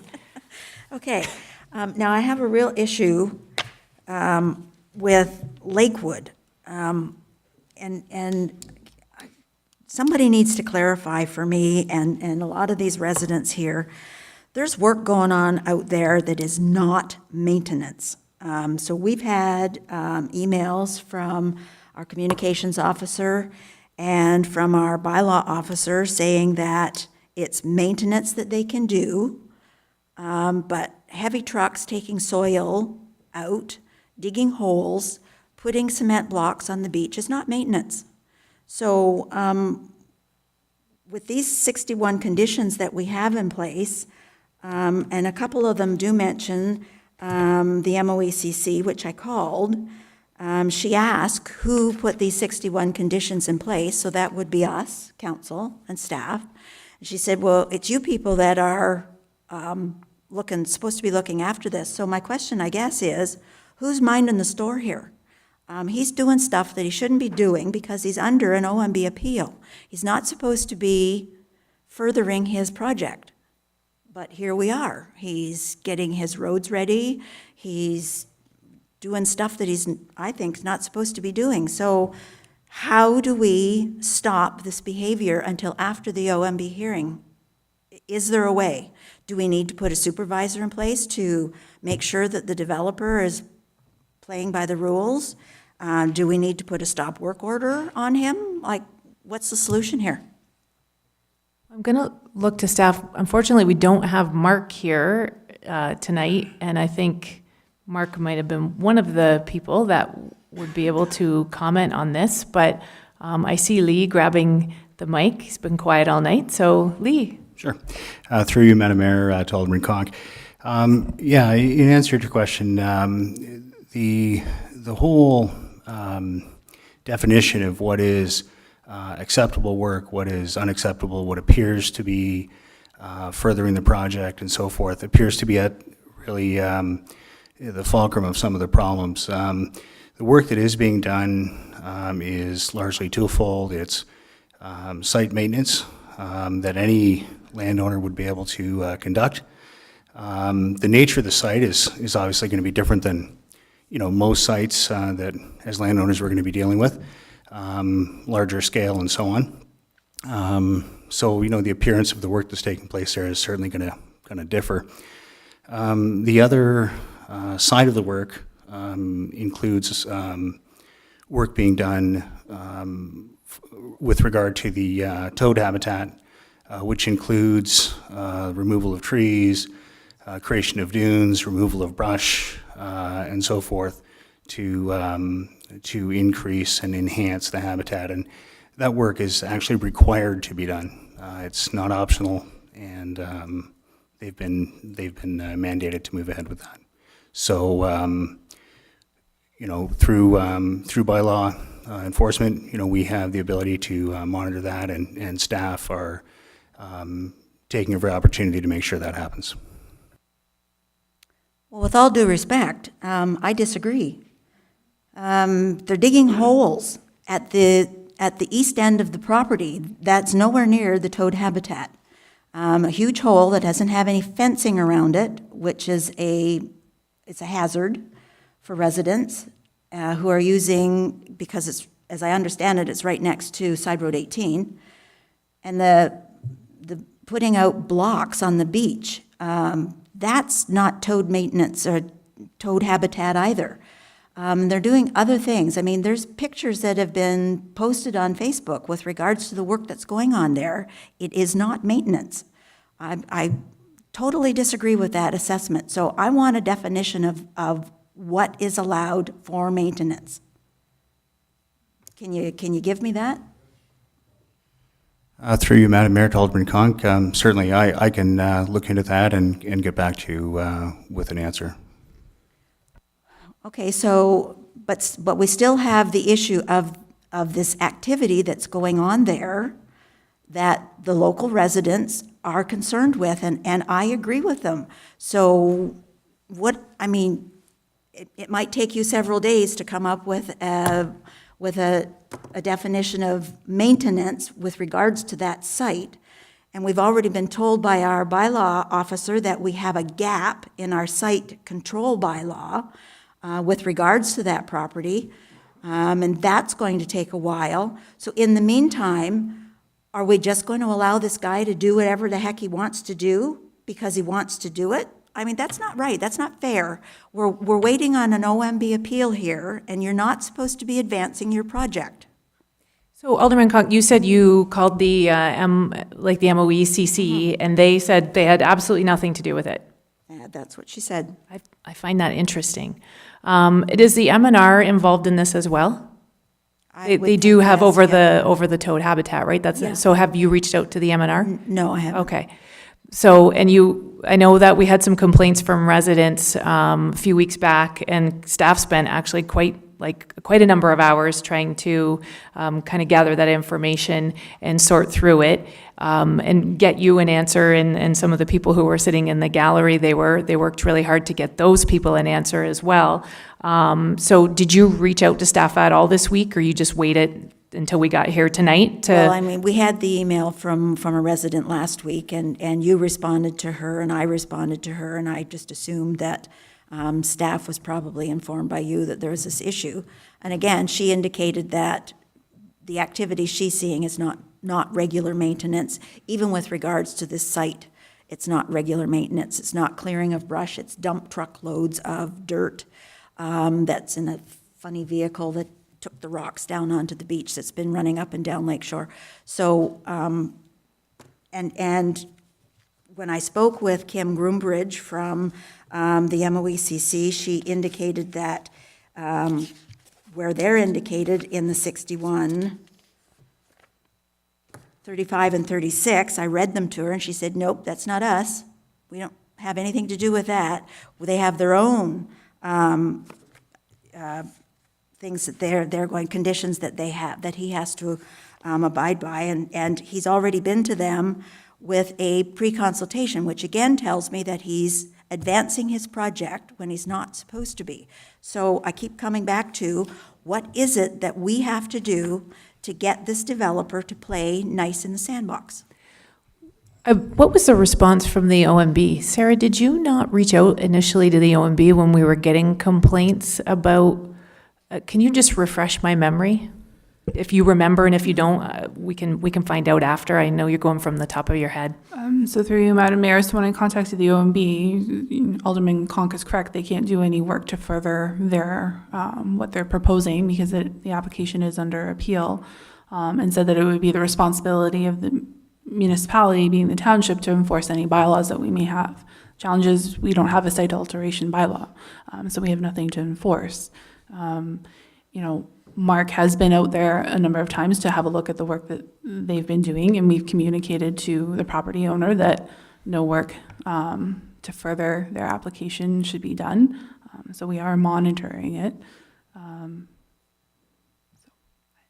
I guess it's a matter of talking to Mark about it this week then and looking at maybe reaching out to the MNR and seeing then what they have to say.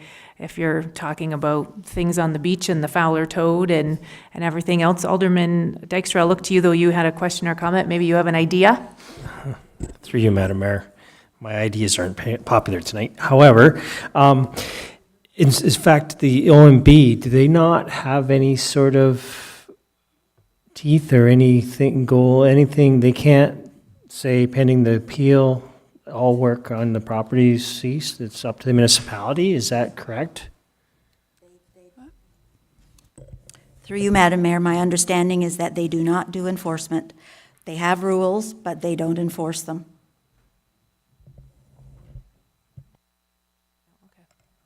Well, I think you'll just have to leave it with staff this week, and then we can, I see eyes rolling in the gallery, but I don't know, I don't know what we can do tonight except to look into it. So we'll make that a priority and see maybe if we can have Mark meet the property owners out on the site or look into it that way.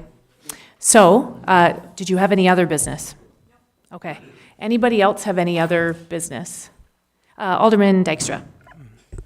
Through you, Madam Mayor, not to poke a bear, but I did want to ask the clerk in regards to the motion being deferred and a follow-up with the Auditor General. How do we stay in the loop as far as where that report is and where it lies? And can we be kept, because the deferral was barring the Auditor General report would move forward. However, if there's, how would we find out timeline or where they are with the report, or could we be kept could the municipality request to be kept in the loop as far as where the report is at? So through you, Madam Mayor, to Alderman Dykstra, staff can certainly keep an eye on it and keep communication with the NPCA and to come back with a report on any findings in that time frame. But that's... Yes.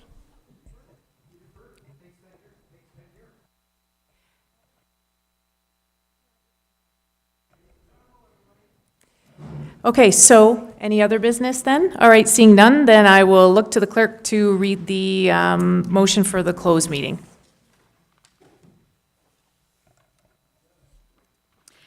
The council now move into closed session to discuss item under section 239(2) subsection C of the Municipal Act 2001, acquisition or disposition of land, potential acquisition of land, one item.